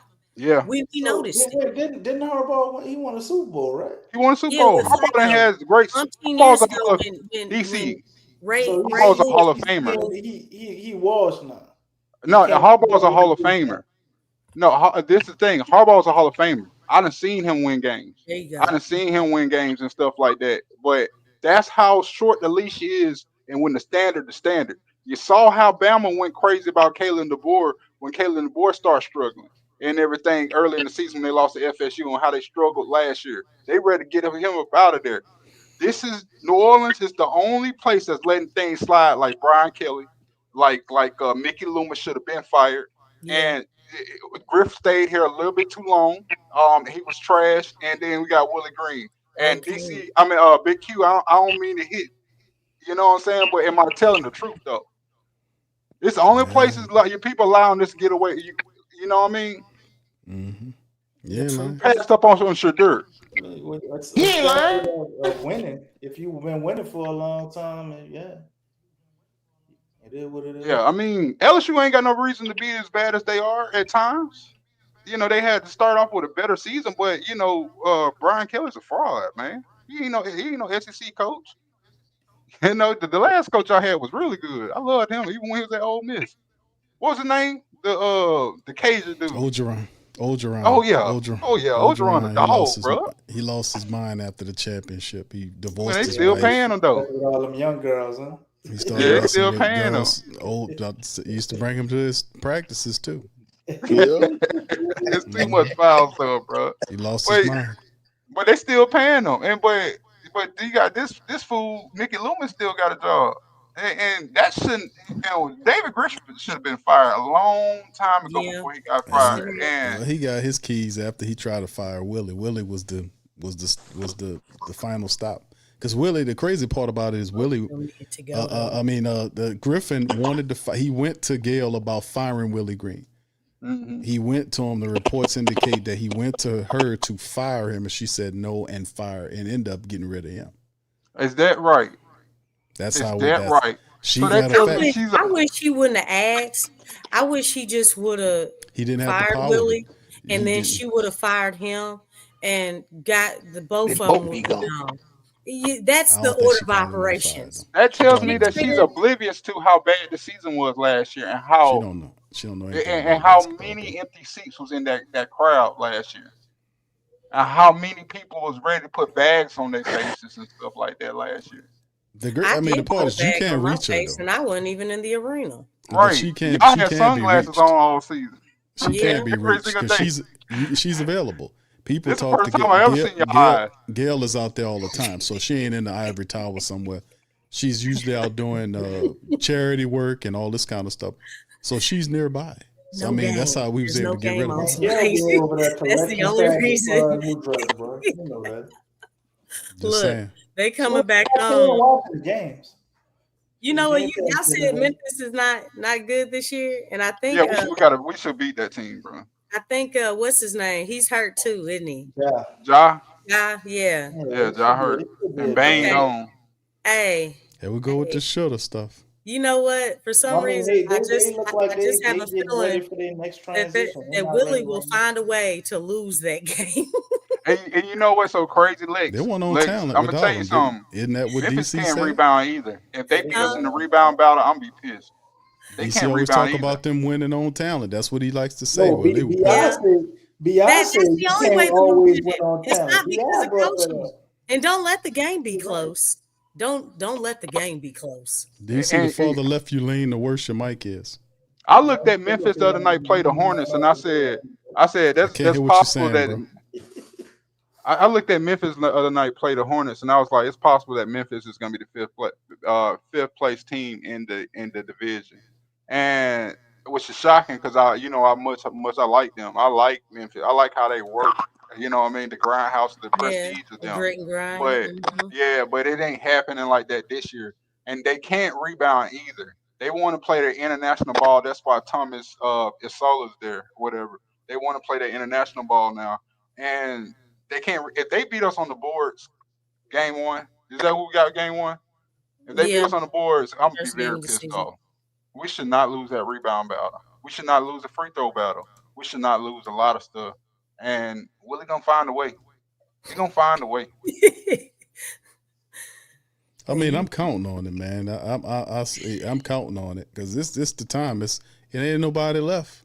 We done made all the changes possibly needed to the team. Brought new players in, made trades and all this kind of stuff. And the common denominator to if the team fails is definitely the head coach. And Willie Green, I know he doesn't have it in him to improve.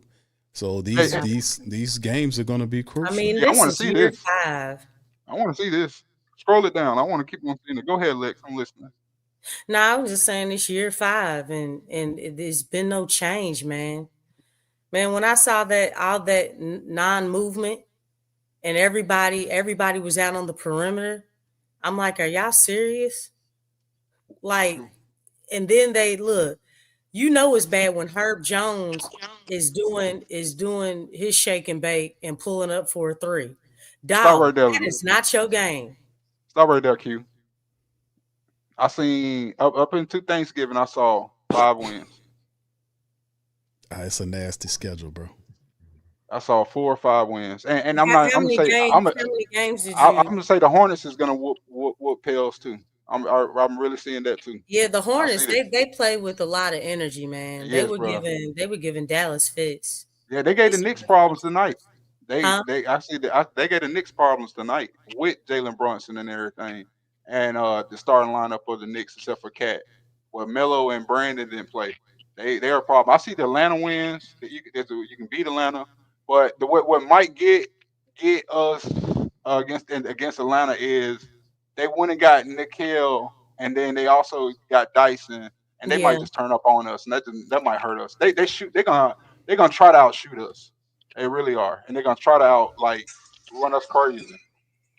Yeah, I think we got a shot if we got Zion and everybody healthy and Trey and Jordan. That's 3 20-point scores. Sadiq Bey's in there. Kayvon Looney when he comes back, and he'll take about a month to return. And, none of them teams can stop Zion. None of them teams can. That's what it come down to that I'm looking at, Stace, is the fact that Willie can stop Zion. Willie, that's the problem. But doesn't Dumars stop Willie? He needs to stop him now before the season starts. He needs to stop him now. Thank you, Lex. I wouldn't have took the job if that was the case. Please stop him because that's what's holding. That's what's look. Them rotational minutes are horrible. I know, but horrible. Joe, that's why Stacy just mentioned it. He talked about I ain't never seen an executive sit behind the bench and that's what Joe Dumars is doing. He's not affording Willie any comfortableness. Man, I'm praying for the day that he tell Willie, hey, stay in the locker room. I'll have your exit paper in the morning. I got the game for the rest of the day. He gonna put it on hand on his shoulder and say, Willie, listen, I appreciate your assistance. It's gonna carry his sneak it up. Y'all think Willie cries when they fire him? You think you're gonna have one long tear after you get fired? Get out the building, okay? Get out the building, bro. Escort him out. No more smoothies. Don't you go to Smoothie King. Don't go. You don't buy no smoothies. It might carry over to the SKC. It's gonna be what he has to do. Over. But it's carrying over though. That's the whole thing. It's like, I can see the predicament that Joe Dumars is in. He's constructed this team trades. He made the draft picks. He made the trades split. Joe Dumars. Man, what all season he had. He's the one misshapen piece of the whole puzzle. But he can't do anything. He can't outrake the owner. The owner gave him the job and hands off for Willie. Willie's in his final year on this contract. I would take a gamble. Willie, you're fired. You gonna fire him and you know what I'm saying? What Gail gonna do? You she just gonna get hired mad at him. Right. You gonna fire both of us. Be like, okay, well, I'm going back to my embroidery. Right. You're gonna gonna be you're mad gonna be at you, firing but both of us. don't That's put her how embroidery. Nah, be. he ain't You know what gonna. You're I'm gonna be saying? paying both of us. Nah, You're he gonna be ain't paying gonna. both of us and the first pick of the draft in the NFL too. He ain't You're gonna gonna be step paying on all my shoes. everybody. I'm You're gonna Nah, be just paying saying. because he's I not It's really gonna not do know what's that. like, going man, on. let's test the waters. That's not Right. how Joe's Let's not gonna. test them. You're gonna be paying a Nah. top 5 Fire his draft pick butt too. and be What like, for? you know what you gonna do? But You what? trusted me to But get what this for? organization together, and that's what I'm doing. He's gonna be right Okay. anyway, though. Lex, You know Willie's gonna what, fire himself. So why would he put himself in the Joe? crossfire for Willie Joe, Man, go Green? ahead I'm and really fire him, upset. bro. Test him. I'm really upset, Yeah. Joe. But you know what? I'm just gonna go back and do my embroidery and my Yeah. interior Yes. designing. Exactly. That's you sound Yeah. just Look, like her. that's what she gonna do. Test the You sound waters, just Joe. like her. Test the waters. Why would he You do Test the that? sound waters. just I like want him to. Why Push would he those need to do buttons. that? But why? Gail Why? Vincent in the building, y'all. Gail Vincent. Why? Because I don't want y'all. Why? I do not want this team to start out losing because they don't got to. Get Chat, rid how of many the games did y'all nigga. saw? How many wins did y'all see, Chat? And now that y'all looked at the schedule, I didn't get that. after what I the seen the teams we whole played. schedule. I refuse to Man, that's comment on like that right now. playing Steve. Russian roulette. Really, it depends on how well Zion plays with the jacked up hiatus Because rotational minutes he's getting. because you asked me that question, and then all I hear is Lex say, when you ask the question, how many wins do you get? Lex will then reply. Go ahead, Lex. What would you reply? When they ask you how many wins are the Pelicans going to get, you would then say what? Who's the head coach? Oh yeah, That's yeah, what she would say. yep, So yep. That's exactly correct. see that little blanket, and people kind of get a little frustrated about it. We're not kind of quell or throwing the cold It's water a true statement, though. We got to tell the truth on your it. expectation for the season. Because like Mose talked about his excitement about the start of the season. Mose was, remember last year Mose was talking about this team didn't have no dogs and Yeah. we had puppies and what he was saying, And Walmart circus, workers, Walmart circus workers. workers, and all that kind of stuff. Oh my It God. was funny. That was classic. Mose was pissed off back in the day. He happy now. It's a new Mose right here. Yeah, But man, I'm with pieces Mose. are I nice. understand it. The I pieces are understand it, Mose. nice. Yeah, Jaden, are you there? You can get in a discussion, my man. Welcome on in. I'm right here. All right, brother. What's Well, up, y'all? thank you for being patient, man. What's up to you, my brother? Feel free to chime in, my man. What do you think about the Pelicans? Before I just started, is this a Pelican show or this a Willie Green and Joe Benson show? I think it's everything, bro. and Y'all definitely they talking don't about run definitely. nothing over here. That's everything, bro. And what I thought about the Pelicans, I think this season to be interesting. We're gonna start off 0-10. Willie Green gonna just fire, and then we'll probably win like 10 straight games. So Hey, we'll be 10 and that 10. confirmed you what you said, Stacy. Good job. We might get the Spurs. We might. We're probably gonna split one with them. So This sad we thing, should be Memphis. the season got to I start think out this way. It's scary, man. we forgetting the fact that the Pelicans, Willie Green has been doing. He's going to do the same thing he's been doing. But remember, Absolutely. we just mentioned the fact Absolutely that nothing. when the Pelicans were healthy, they were winning with talent. Isn't that what DC just said? That BI said. The Pelicans were winning with talent. Now, when you get to the clutch moments of the game, which requires strategy, you were on 22 or something like that. But they were winning on talent. As long as the Pelicans healthy, they can beat any of these teams. Let's be honest. Right Let me put it This up on is the true. screen. Look at This this. is true, but They can beat any of these teams. And once again, we play only 3 quarters if we play those 3. You know what I mean? We the first quarters we are usually always down. We have to come back in the second quarter. In the third quarter, There's no counter. Them, giving up 31 points, 35 points in that quarter. So you're gonna have one down a quarter. That's true. Yeah, we gotta come back and forth. We're the only team that does that, by the way. We're the only team that does that. Nobody else does that. Yeah. Like I remember the Lakers used to do that back in the back in Shaq and Kobe days, and they used to still come back and forth and just destroy people. They had the right to do it. They had wanted Kobe to and win. Shaq. They had that Yeah. win. Yeah. So go ahead, Zayden. No, you good. Yeah, but when it comes down to Willie, he just can't get that done. He can't. He gets adjusted on, and he don't make the adjustment. and then he finds a way to bench Zion. Yeah, You can't yes, call he did it, though. you can't tell me Zion need load management or whatever. You can't convince me. I thought that was all David Griffin, y'all. I really did. Why this man still doing it? He He's got been conditioned. he got Stockholm syndrome or something. How is he still doing that stuff? That don't make no sense. Because he don't know what to do, so he going off of what his master done the Yeah, condition. exactly. You're I hope you're that wasn't exactly too correct. heavy. You know what I'm saying? Y'all ever notice that nobody in perimeter? So we run that 5-out stuff and nobody be moving around. Everybody standing in the same spot. Yeah. They waiting for a chance to activate the .5, man. They can, Real talk. it's I mean, get the ball, shoot, pass, or drive. Yeah. Whatever You they can at least practicing, run the man. pick and roll, man. Every NBA does that. Well, I mean, they NBA were team running does a that, pick and except roll for the Pelicans. with Fears. He looked like he's gonna be awesome in the pick and roll. Actually, When we do it, when do we ever do it? How often did you see that? It's kind of isolation based, like Never. they be calling their own pick and rolls. We just saw 4 games with Fears, and we're not even gonna include the summer league because that was awful. But we just saw 4 games. How often did you see Fears run the pick and roll? I seen a few of them. It was that fourth quarter against he had one actually with Zion. That was pretty nice. That's beautiful. Zion need to be involved in everything. He needs to be setting screens. He need to be running the screen. He need to be doing everything. Even get enough touches. They ain't know how Yeah, he need to be involved in everything.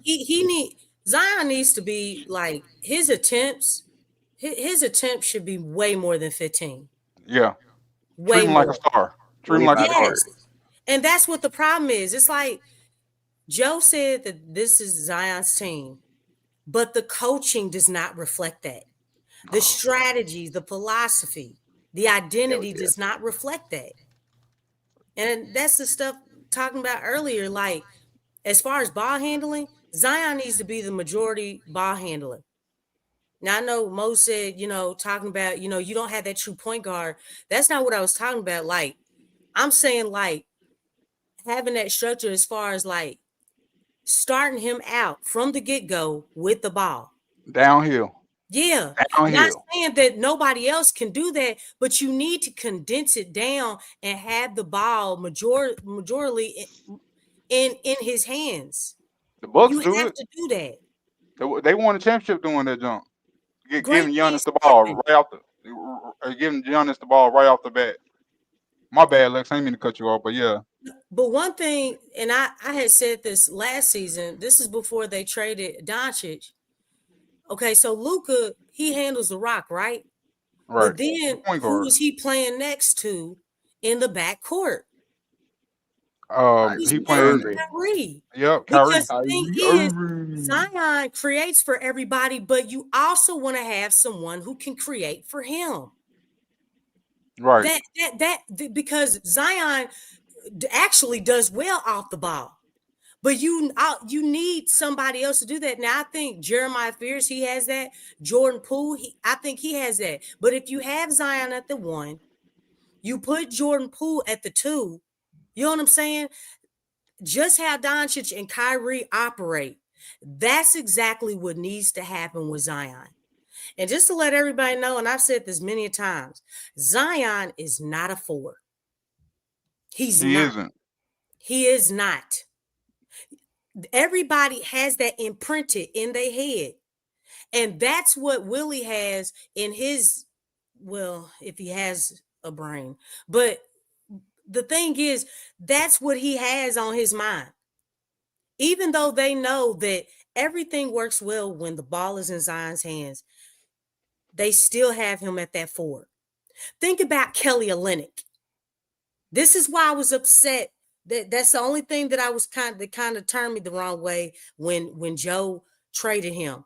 Yes, I'm happy about Sadiq. I'm happy about him. Jordan, I'm not fully sold on him, but he's here and I'm gonna give it a chance and stuff. But Kelly Olynyk was perfect at the 4 next to Zion. Yeah. Y'all see that. Y'all saw that, right? He could pass and shoot the 3. Yes, he was smart. A stretch 4. He was smart. Yeah. He could screen. He could rebound. Yep. He was very unorthodox. That's weird, but it works. Yeah. I wouldn't be mad at Works. it. The I dude would. is a winner. He's disciplined. He understands his game. He understands his role, and it was beautiful. Man, Didn't the and do Jazz you want know? Brandon Do Ingram you too? know Kelly Olynyk? Kelly Olynyk, when he got in the game, because he didn't start playing immediately for the Pels because he was coming off an injury. When he got in the game, do you know one of the first plays that Kelly Olynyk did was he threw an alley-oop to Zion.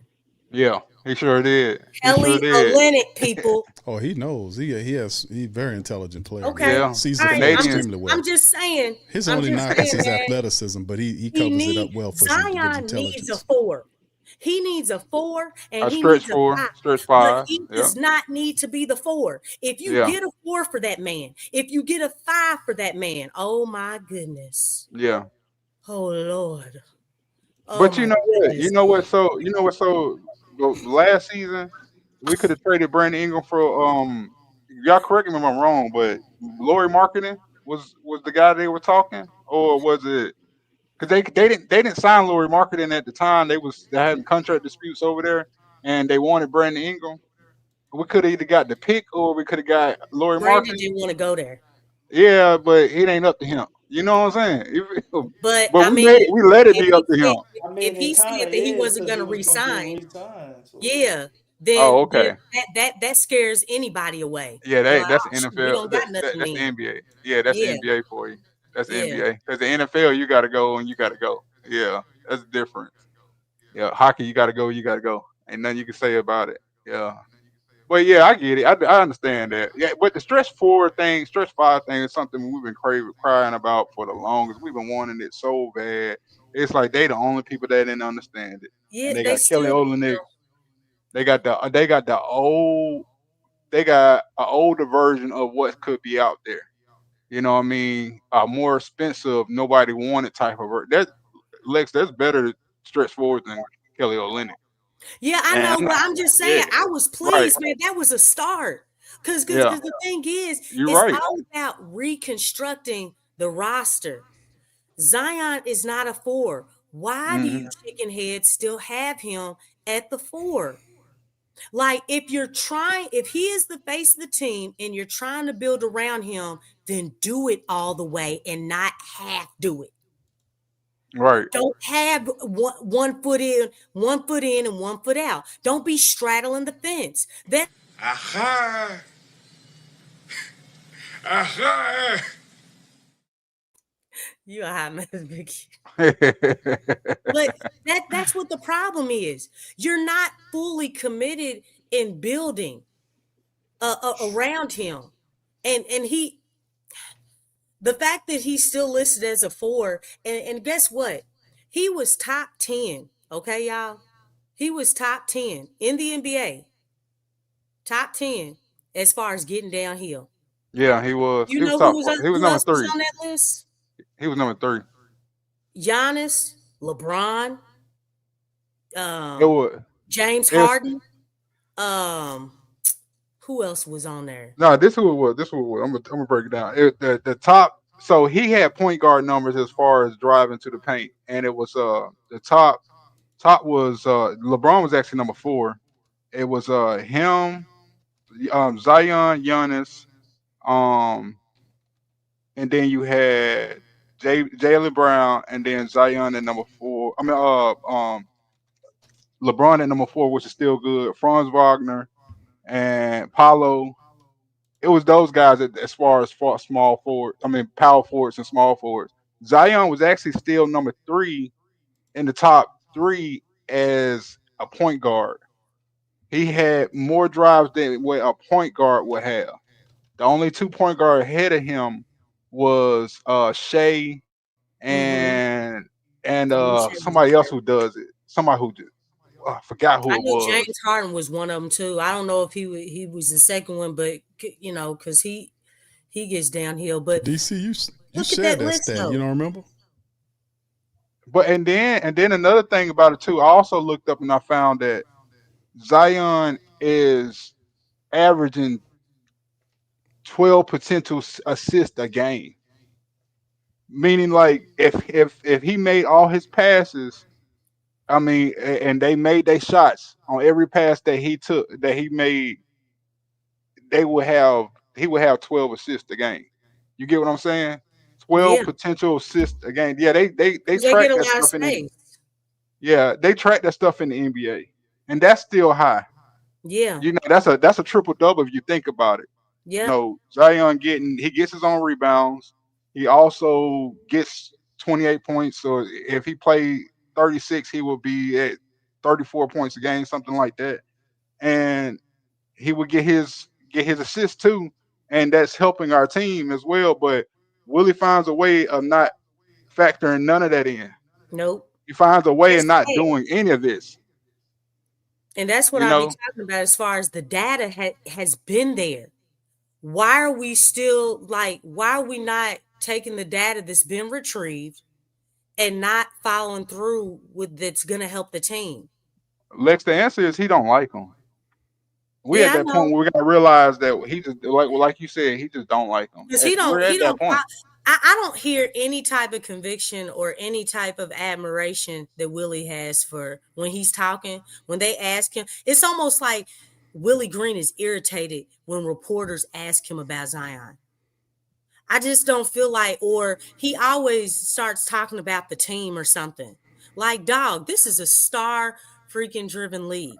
Yeah, the supernova too, and we got a supernova. I don't think Paulo's better than Zion. I don't think that Evan Mobley's better than. I like those guys. I really do. Trust me, I do. I like Jabari. I really do. They're not better than Zion. Zion's ceiling is huge. The thing is, it's about using him properly to really and allowing him to be maximized. And it kills me because it's like, why am I being deprived of really seeing this guy play his game Thank you. Preach. like it should be? I feel like all the supporters of the Pelicans are being deprived of really seeing what Zion can do. And we've Is it been talking frustrating about for that for y'all? years. People that live in New Orleans in the chat in this panel, does that really frustrate y'all? Because y'all know I'm Birmingham, like you know I'm Alabama Pelican. You know, y'all that's part of the fan base or whatever. That's Lexus and Kentucky. There's people that's Mhm. out of the fan base, out of the state of Louisiana. How do Louisiana people feel about this this nonsense?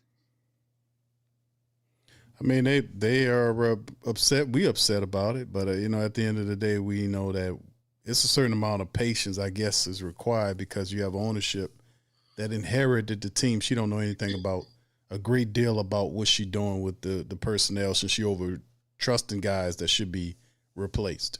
Yeah, I But feel like they're scamming her. yeah, but it only went so far. I mean, the Pelicans are headed the right direction. Like, we had to get rid of Griffin. Willie Green was Yeah, the one that survived. But I mean, that's why I'm saying this. I'm excited about the season because I know true time coming. yeah. He done changed everything else, and if it fails, which he won't allow it to fail far. Let's just be honest. It won't fail far. So I'm taking we'll. a word for it, Big Q.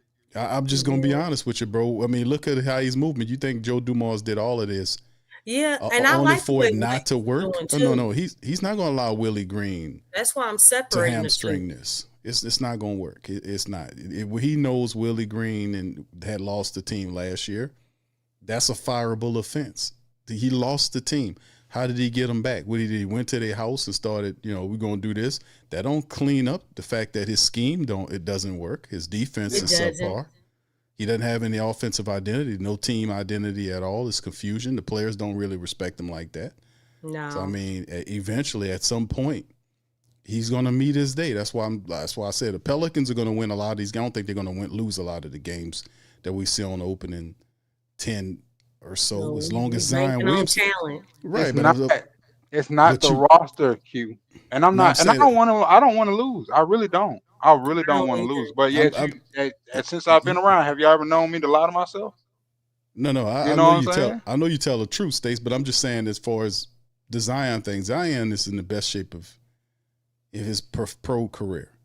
He has been given the keys to the bus. We know the Pelicans won games in the past with the 0-22 year in the clutch, they won that all for talent. These guys were healthy and playing good basketball. Willie Green was just the benefactor.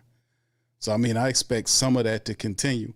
But at some point, it's going to get tough, and he's going to be required to coach, and that's when you're going to have to look at Willie Green and say, well, he worked it. And this is the thing, too. He's on the final year of his contract. I don't think Joe Dumars keeps Willie Green. Yes, he is. Yeah, you found the contract? It's not. Yeah, it's been out reported now. loosely See that the contract. That's why we're not doing that no more, because it ain't a secret no more. Yeah. It's reported that he has one more. He had a 2-year extension. Him and Griffin. Of course, that didn't stop Griffin from getting fired, but Willie Green did have 2 years. The last year, it's cheap, so that's why I feel like Joe should just make a contract. Dun, dun, dun. This is it. Yes. Is that you, DC? That's Jordan, I believe. Joe. Oh, okay.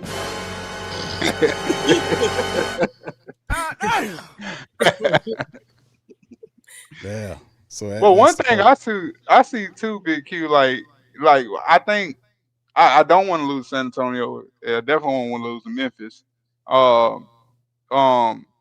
Where is that important to Gail Benson?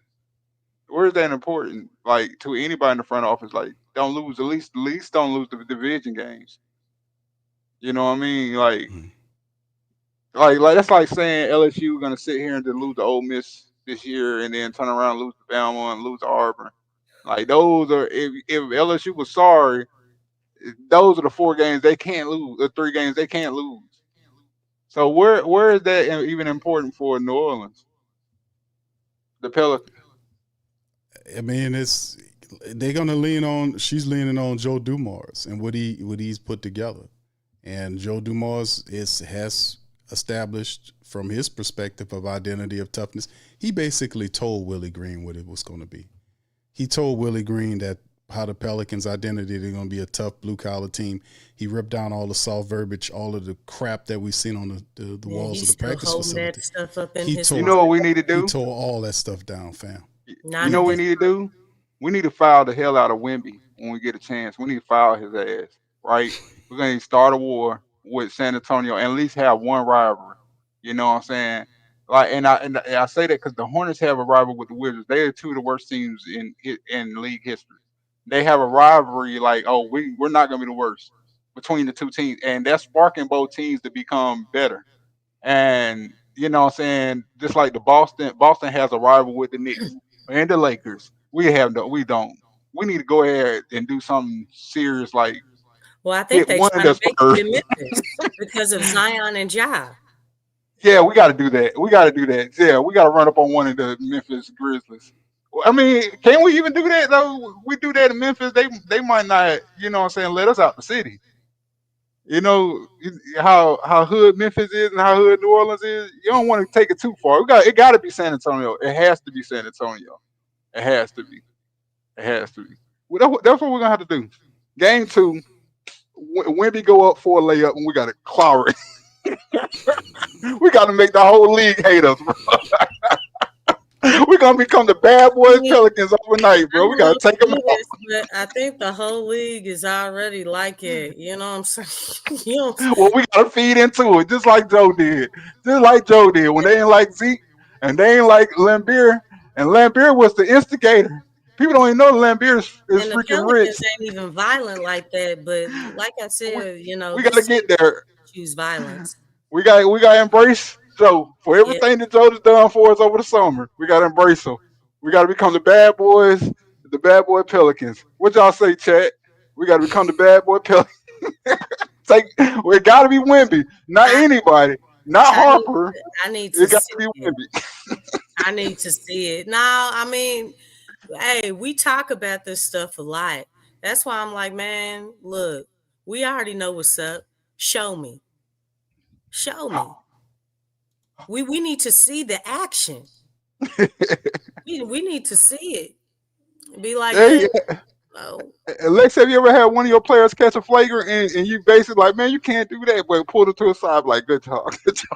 Well, yeah, my teams, you know, there's a different culture with all of them. And yeah, for my AAU team, they were a good group of kids.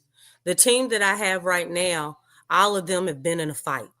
Mm-hmm. Ooh. Y'all Yeah. better not lose a rebound bottle. Y'all Oh, better we not. not, because I love them. Yeah. And I be giving it to them in practice too, like, dog, hey man, embrace that contact. Get up in Yeah. here. I got one. He's really nice. He don't know what Mm-hmm. he has though. But I've been on his behind. I'm like, look, dude, hey, you in a leadership role. I need you to step it up. You know what I'm saying? Right. I already didn't talk to him and stuff, because I'm not playing like, dude, you got to start. I don't want you to be calling your teammates stupid, because he called one of his teammates stupid in practice. I'm like, dog, first of all, we allies. I need Yeah. you to go stupid on the other team. Right. I don't need you to go to stupid, call the big man on the team stupid. You know what I'm saying? That Right. ain't cool. We got to be together. But what I do want is, I wanted you to take the battle to the other team, because we got a problem with them. But up in here, like, yeah, we ain't doing all that stuff. So I Yeah, love that too. I just want it to be harnessed the correct way. I'm gonna tell you, like we need to have that smoke, because honestly, in this, people love PPR. I love everybody that's in PPR. We have gotten to know each other throughout the year and everything. Last year, we're going on my second season with y'all, but around y'all and everything coming in. And there's people who are in the even in the chat that I love, and they some Spurs fans, Spurs supporters. They come in here, they're respectful, but it's Who they you tugging talking war over about? You talking You know about? what I'm talking about? What's I the know Tasha. She's Miss Tasha, Yeah, shout and out Tasha and that's Sean. and Son, right? Yeah, Right. but they be wanting to I smoke, messed and Sebastian. we don't have smoke to give them back altogether. You No, know what I no, mean? no, no, we don't, No. boy. You kind of gotta leave them alone right Tell now. the truth. Tell the I truth. got I gotta leave them alone right now. They kind of went, did they thing they got relevant. Before we Right. did, we had to overcome our own inadequacies, but we about to see it switch and change, man. But you know what though, I Hopefully. hope they BQ? sleep. I hope they don't hear what we saying. I hope they sleep No, right because now. So Tasha was in here. I said hey to her. Yeah, we gotta get Wimby, dog. It gotta be Wimby. It gotta be sports. Malice at the Palace type of thing, boy. Get We got Joe Hosea, Dumars, dog. And you know, get by the Hosea. way, I was gonna say, by the way, Joe Dumars really didn't mess up the Darko Milicic thing. Now that I see it 20 years later, the reason why I say he didn't mess it up is because Darko is basketball now. He was actually thinking ahead of everybody. You know what I'm saying? That we just went through an era of a whole bunch of different type of Darko Milicics. The style of player that Darko was supposed to be, quote unquote. We just went through an era of it. In fact, we haven't won an MVP. American having won MVP in like 5-6 years or something like that. Joe Dumars was thinking ahead of us, and sometimes it happens like that. It's just like when first time we heard Kanye's stuff, or the first time we heard Andre's stuff, or any of those innovators like that. We heard their stuff, and it's like, a lot of people didn't like it. I mean, some people didn't understand it. Whatever it was, it made people ask questions, and then a couple years later, it became everybody's music. You feel what I'm saying? And I think we gotta give Joe Dumars kind of credit for that, and we got to ride with him. Really, I really think we got to ride with him. I'm all for it. I like him as a front office guy. I really do. I do too. Already, he won me One of over. the first things he did was trade CJ McCollum. Oh yeah, He oh did his yeah. studying quickly. You know what I'm saying? mhm. And he acted quickly. That's the type of stuff I like.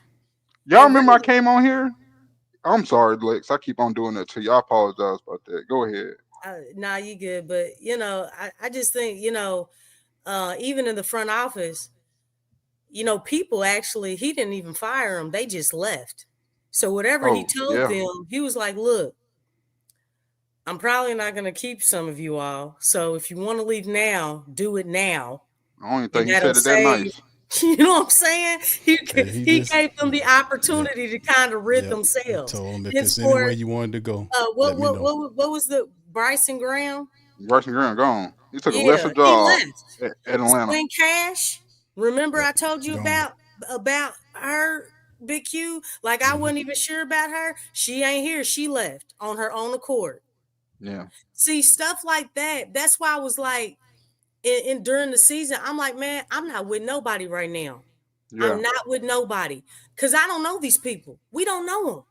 We don't know what these people are doing in the front office. All I know is like, man, the team is losing really bad right now. All of y'all look bad. Yeah. Every single last one of y'all look bad. I like Swin. I like her as a hooper. She's a champion, but as an office exec, you know what I'm saying? Like it raised red flags because I'm like, look, is anybody trying to do anything or trying to talk some sense into somebody? We didn't see that. Bryson Graham, he's gone. Swing Cash, he's gone. And a couple of other people, they just left because they saw what was going on. It's like, look, like there's a new sheriff in town. Show is. So you can either fire yourself or I can fire yourself for you. Yeah, yeah, we got to take out Wemby. I just keep on going back to it. I mean, hey, we man. I mean, we he gotta just make got them back feel what from we like feel. what, a clogged artery or something. Yeah, man, they ain't got nothing to do with us, bro. We've been feeling it for Had nothing years, to dog. do. We aren't dealing with Somebody any gotta get got. You know what I'm saying? We gotta become the Pelican bad boys or the bad boy Pelicans, dog. We got Joe You know what? Dumars, bro. We can't take that name. It's gonna have to be something else. I know, right? You know what I'm saying? Because that's They like gotta earn it. that's Whatever they like do, they gotta earn it. that's like bringing up Hall of Famers like, yeah, this guy plays like people were saying Messi, be like, yeah, he's the next Hakeem Olajuwon. I was like, at some point we need to stop taking these Hall of Famers names in vain. Right. Stop it. You know what I'm We saying? ain't gonna do that to the Pelicans. Yeah, We'll so see. I If have they get to the Western Conference Finals, I'm gonna have to name them. I have to name them something. If the they get to the Western Conference Pelicans. Finals, You know what I'm saying? the The bar is pissed that off high. Pelicans. Them pissed off Pelicans were something else, man. Man, I remember the pissed off Pelicans. You know what I'm Yeah, pissed saying? off. Boy, like we pissed Just off got with them, something, bro. hey, I get put it. out there.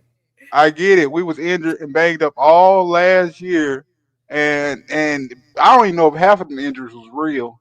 You know, I mean, I do know that Herb's was real because Herb really he was hustling and made a hustle play and fell straight on his you know what I'm saying, Yeah, his his skinny shoulder. bones. He said Yeah, skinny bones. yeah, man, Herb like a skeleton, bro. Like you know, I love him to death, man. You know that's my dog. He's my favorite player in the NBA. Like he really is. Like I don't even take that away from him. Roll Tide, you know. But at the same time, it's like, man, he was a premature baby. Like he was born a couple weeks earlier than what it's Yeah, you supposed to know all be. that information. You do your research, man. I Man, mean, he he was had back to. in the baby days. I can see it, dog. I can see it, dog. It makes sense. It makes so much sense, dog. The way he be running and all that junk, and when he fall, he breaks something or something like that. No, he hustle like a dog, but he. Oh, let's talk about Herb real fast. Herb, it's time to bring Herb off the bench, and Herb just need to sit there with Coach. Well, not Willie Green. He can sit there with Joe Dumars, right? And they gonna be strategizing what the other team's doing. He figured out whatever tactics the other team's doing, and then he gets in the game and shut it down. Yep.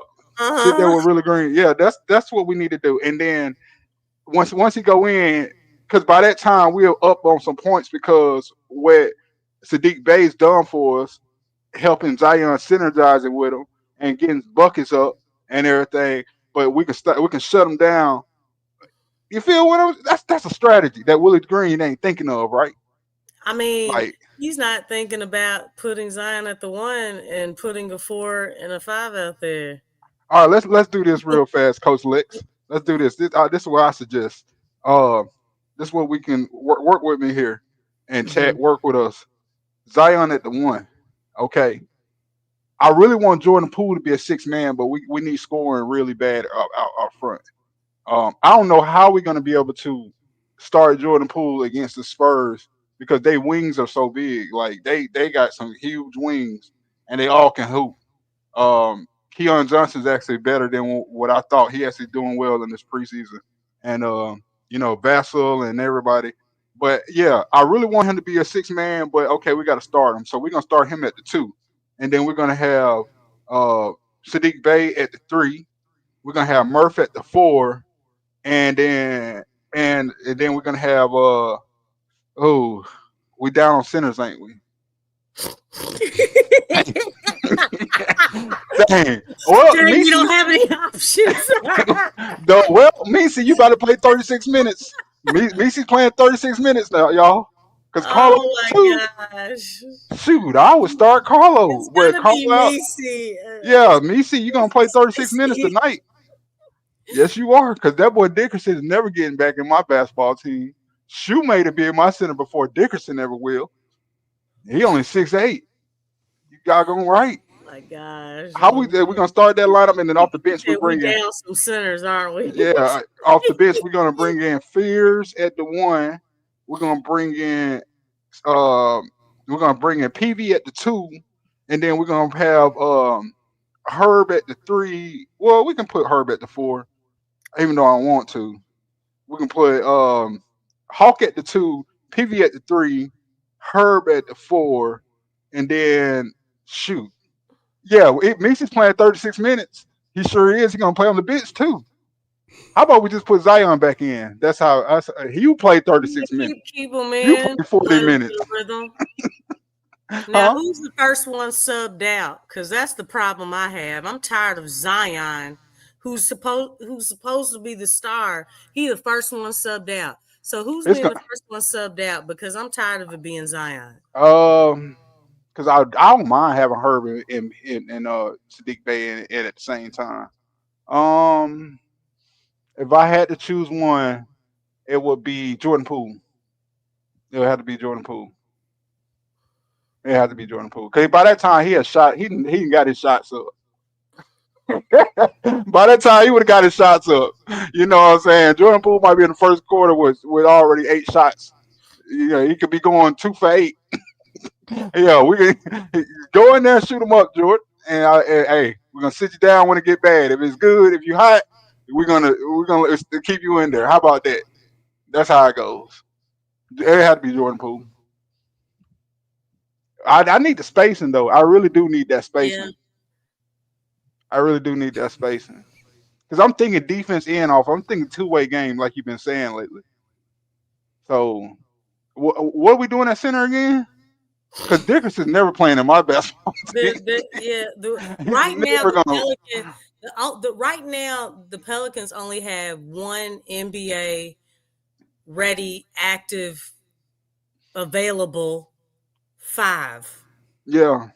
They only have one because Dickerson ain't doing it for me. I mean, they haven't done anything, but I think Queen is closer than we think, and I think he's gonna be ready by next Wednesday. Hey, by that day, we'll see what they move. But by the way they're moving, I mean, why did they pick up a big right now? I mean, I think Mekovic and Queen could be close. Joe's very proactive, so right. That's what I'm saying. People getting cut tomorrow. The roster got to be in by tomorrow at 5:00 Eastern time. Yeah, everybody's roster got to be locked in. Yeah. So hey, that's another question. So who stays on the roster from, I guess, what, 3rd string? Pull it back up, Q. Show us this. I don't. The 3rd string guys. I mean, we're gonna send Shoemate back down to 2. We're gonna send him to Birmingham. Yeah, it's coming down to that, bro. I actually like Shoemate though. I do too, man. I love Shoemate. His energy, man. That's sad if he don't make it. I don't think he makes it, bro. Yeah, I know. I know he's probably not gonna make it. But Quinones, yeah. I know he ain't gonna make it. And that other dude, they look like brothers. He ain't gonna make it either. So how is it that Shoemate? What we gonna put him at the squadron? You know, or do you think he'll go overseas or something like that? I think he'll end up going to the squadron. Has that ever happened to one of the Pelicans out of all the guys that we didn't sign from 2-way contract that became a star on the team? Has that ever happened before? became a Because star. Herb cut? Oh, he was just straight a No. 2-way from the get Nah, go.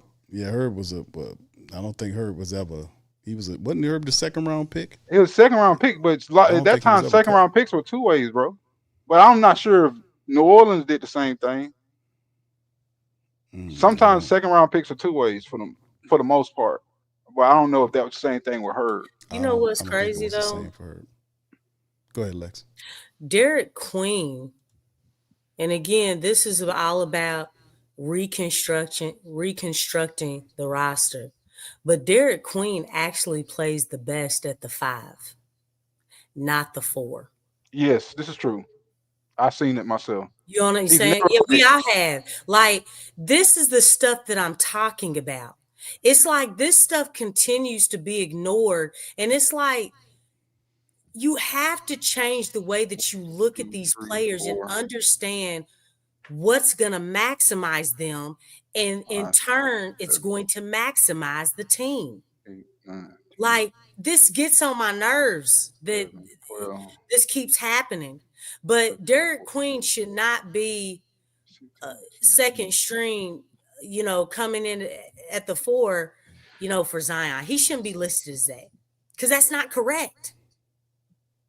It's like all the data that you collected and y'all still want to not do it right. Not put guys in the positions that they really need to be in that's going to maximize them the most. And that's going to help the team. Like, this stuff is so important. It's so important. That's coaching, man. Right. Coaching. That's So, Yeah, the first 5 is something, but you still have some synergy off the bench. I mean, Willie Green gonna have to set his rotations, and that's something we know he's not strong on. Right, because he's so with the starters. I know that's what I'm saying, bro. He's so tunnel vision, man. But that's what I'm saying. That's what's gonna gonna get his ass out of here. Hey, we're looking at these guys the wrong way. We got 4 more minutes before we cut off. We're cutting off at 2:30. So I'm sorry. Let's go ahead and finish up. No, I'm just saying, like, we're looking at these guys the wrong way. How so? Well, yeah, just what I said. Willie has the the plan? positions, like, even some supporters look at the roster the wrong way. Some supporters don't know that Zion is not a 4. Right. I agree. Yeah, you've said that for the last couple of years, and then I heard Gilbert Arenas said, and I heard Gilbert Arenas, he never said that prior to you saying that. So the message was out there. The message is out there. Like, if you know about Zion's game, I mean, he's not a they consider him a 4. He's undersized at the position. He's strong as hell, but he is cat quick. I mean, he could take you off the drill. I just would love to see him develop a mid-range shot, y'all. I would just love to see that. That's coming. He showed a little bit of it on the preseason. He don't have no confidence in it, though. Look, he just got to keep doing it. Like I said, he's coming in ready to play as a 2-way player. He's not offensively in shape. He is offensively and defensively in shape. Mm-hmm. So we're going to see a 2-way player coming out the gate with Zion. But, man, I'm telling you, if we could just really put the ball in that man's hands, man, and really let Zion get his reps, get where he needs to be. I've said this before, and people may think I'm crazy, but people, Zion would basically be like a Derrick Rose 2.0. Yeah, he does. If you give him that rock, he's big, the athleticism. You know what I'm saying? It's in a tad bit different dynamic, but I'm telling you. And people will be like, Lex, that's crazy. Be like, yeah, it's crazy because you don't see it. They're not using him right. But Lord Jesus, if they just give that ball to him. If they give that ball to him, I'm telling you, man, I mean, that's what that's what he can be. Literally, he can. Q, are you old enough to remember Terry Cummings? Yeah, I remember Terry Cummings. Remember how much remember how much of a dog he was off big man just running downhill, man. Yeah. And then even when he got to the after injuries, he got to got to San Antonio and had a nasty post game, but he was Yep. a true power forward. James Worthy, Terry Cummins, Zion could definitely be all of that. Like, and I'm not even calling him power forward. I'm just talking about No, big man that can I run can that, move that can for move sure. and get down there. Yeah, man. Speaking of that roster, what I just saw that with the Jonte being on IR right now, we got an extra roster spot, right? That's right. So we got some injured players. So that some people will make the team. Some people will make it. We have to have 15, right? That's right. 14. Um, unless what is that? unless you save a That's spot 18 right there.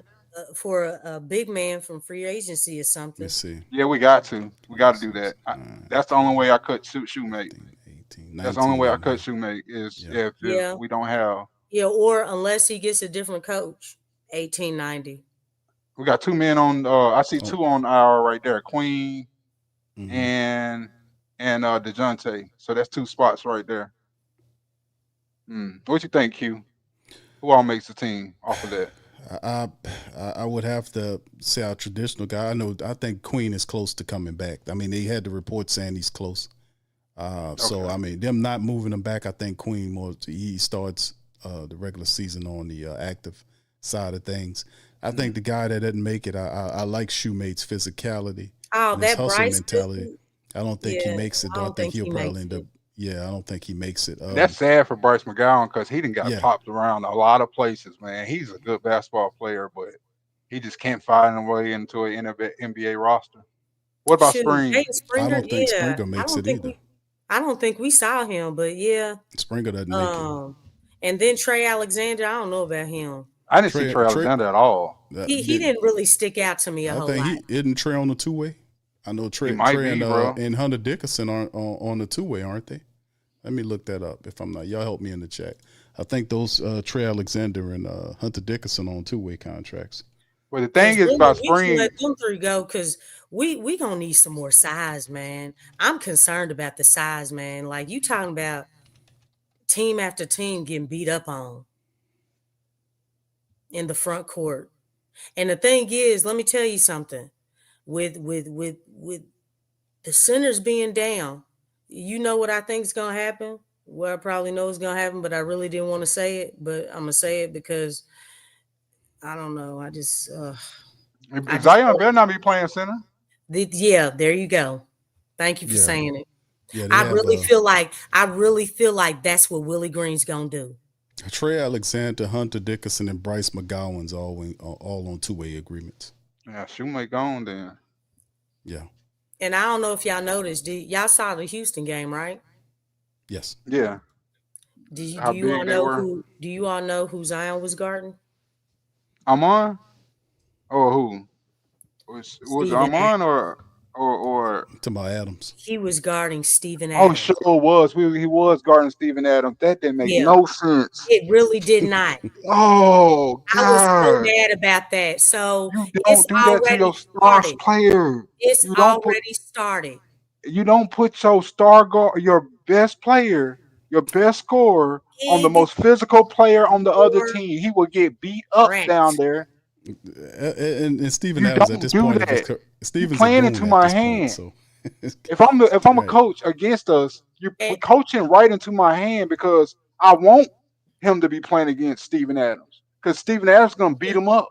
yeah. He's gonna bruise him up. And He's a Steven goon. Adams was Yeah. pushing him down there. Steven Adams is strong. I remember that, man. He's very strong. Yeah.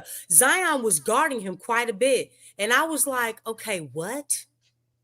I mean, Zion was trying to box him out and he was getting pushed down there. And I'm like, dog, 6'6", and you're guarding Steven freaking Adams. That's how I knew mean, the I'm Rockets' just career saying. was over with. And then supporters. That's the type stuff. If you have Zion playing down, with true centers, okay, that screams out injuries. That I'm telling you. Like, is that for Zion or is it against them? It's totally against them. Well, that Lex the Charles Barkley fight. which happened actually. It happened in Birmingham too. It was a preseason game in Birmingham for the Rockets versus the Lakers. Charles Barkley, Shaq fight. That's what Charles Barkley really fought him over because he didn't want to guard Shaq, and his coach Rudy Tomjanovich put Chuck on Shaq, and Chuck. A couple of days later, I think Chuck retired, or he retired after the end of that season, one or the other. I think he retired that preseason. He said, "I don't want to do this no more." But long story short, yeah, you don't do that. You don't put Charles Barkley on no Shaq. Yeah, that's almost like, hey, yeah, I want you to get injured. I want you to get hurt. I want you to be out for quite a few games. Real talk. That's and that was crazy. the end. That was the end of the Rockets. The Rockets' career, they went downhill from that point. And you're talking about Olajuwon gone. Yeah. Yeah, bro. They back now. Those days. Yeah, when everybody had 2 or 3 centers that were all physical. Yeah, those days. Yep. Well, I mean, but like I said, man, this is going to be an interesting season. I'm still very amped about the fact the preseason over with, and the truth shall come out. I mean, I want to see it, man. Pelicans. We'll see how they go. Joe Dumars is the top man now. We got already the soft guys out of here, these other guys, and now we got Joe running the squad. Willie Green is here. He's front and center. Everybody have their bowls aiming at Willie Green. So it's that's right. Get the joy sticking. All right. So anyway, listen, man. I like to thank our distinguished panel for joining us on this episode of PPR. We're back. We'll be doing these streams every Friday, man. Of course, the other content for PPR in between the week updates and PPR final after the end of the games as well, man. And also, y'all be looking out for the comment section, the community post section for updates and on what's going on with the injuries, all this kind of stuff. All that is, we're back, man. PPR alive and direct, man. The season is here, man. And I'm amped. So with that being said, I'm getting ready to get on up out of here. Listen, I appreciate each and every last one of y'all. Y'all have a fantastic start of y'all week. Do us a service and hit upon that like button. Share the show's link on social media feed. We up in this thing. We're going to holler at you on the next one, man. Much love and go Pels, people. You're listening to the Pelicans postgame report on the PRO Media Network for all things Pelicans. Perfect. Fly Pelican, fly Pelican, fly Pelican. And I tell him that. Birds of a feather flock together. Fly down, I'm a Pelican forever. Pelican forever. Ain't gon' lie, I feel flyer than I ever been. We stay ballin', this New Orleans, I'm a Pelican. It's going down in the nest, wild, wild west. Come in town and you best show us some respect. 3-point threat, I better make it rain. If it's something, don't jump stupid like your ankle sprain. Always said, never hate the player, hate the game. Jumping where the dame late, punch a train. Post game, Big Q, talking about business. Bird gang, YouTube, they ain't flocking with us. Lock up the division mission, get into the finals. Finish competition, then it's going win the title. I know this flyer than you can get. Such a threat that the refs just might call a tag. You could double, you could press, but you can't check. Right, left, slide by you like a Eurostep. Fly Pelican, fly Pelican, fly Pelican. And I tell them that birds of a feather flock together. Fly down, I'm a Pelican forever. Pelican forever. And never, and never, and never, and never, and never, and never say birds of a feather flock together. Yeah, fly down, I'm a Pelican forever. Pelican forever.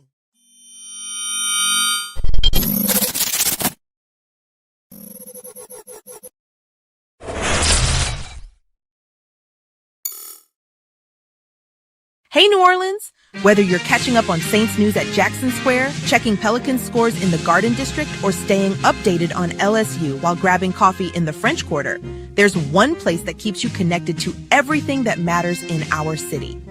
From Bourbon Street to the Superdome, from Preservation Hall to the Riverfront, New Orleanians are staying in the know with the WhoDatDaily.com. Your daily source for Saints, Pelicans, LSU, and all the sports, music, and culture that makes our city special. At work downtown, at a game in the Dome, or just relaxing by the Mississippi, wherever life takes you in the Big Easy, you can stay connected. Because when you're from New Orleans, you don't just live here. You stay in the NO. That's stay in the know. Visit the WhoDatDaily.com and never miss what matters most to Who Dat Nation. Stay in the NO, stay in the know. Welcome to the Pro Shop, where we create authentic NOLA-inspired clothing for men, women, and children. From Saints jerseys to Pelicans gear, everything's crafted right here in New Orleans. Whether you're shopping the Pro Shop, the Pel Shop, or the Pro Shop Kids, we've got your whole family covered with genuine merchandise that represents our city's spirit. Check for links in the description section below or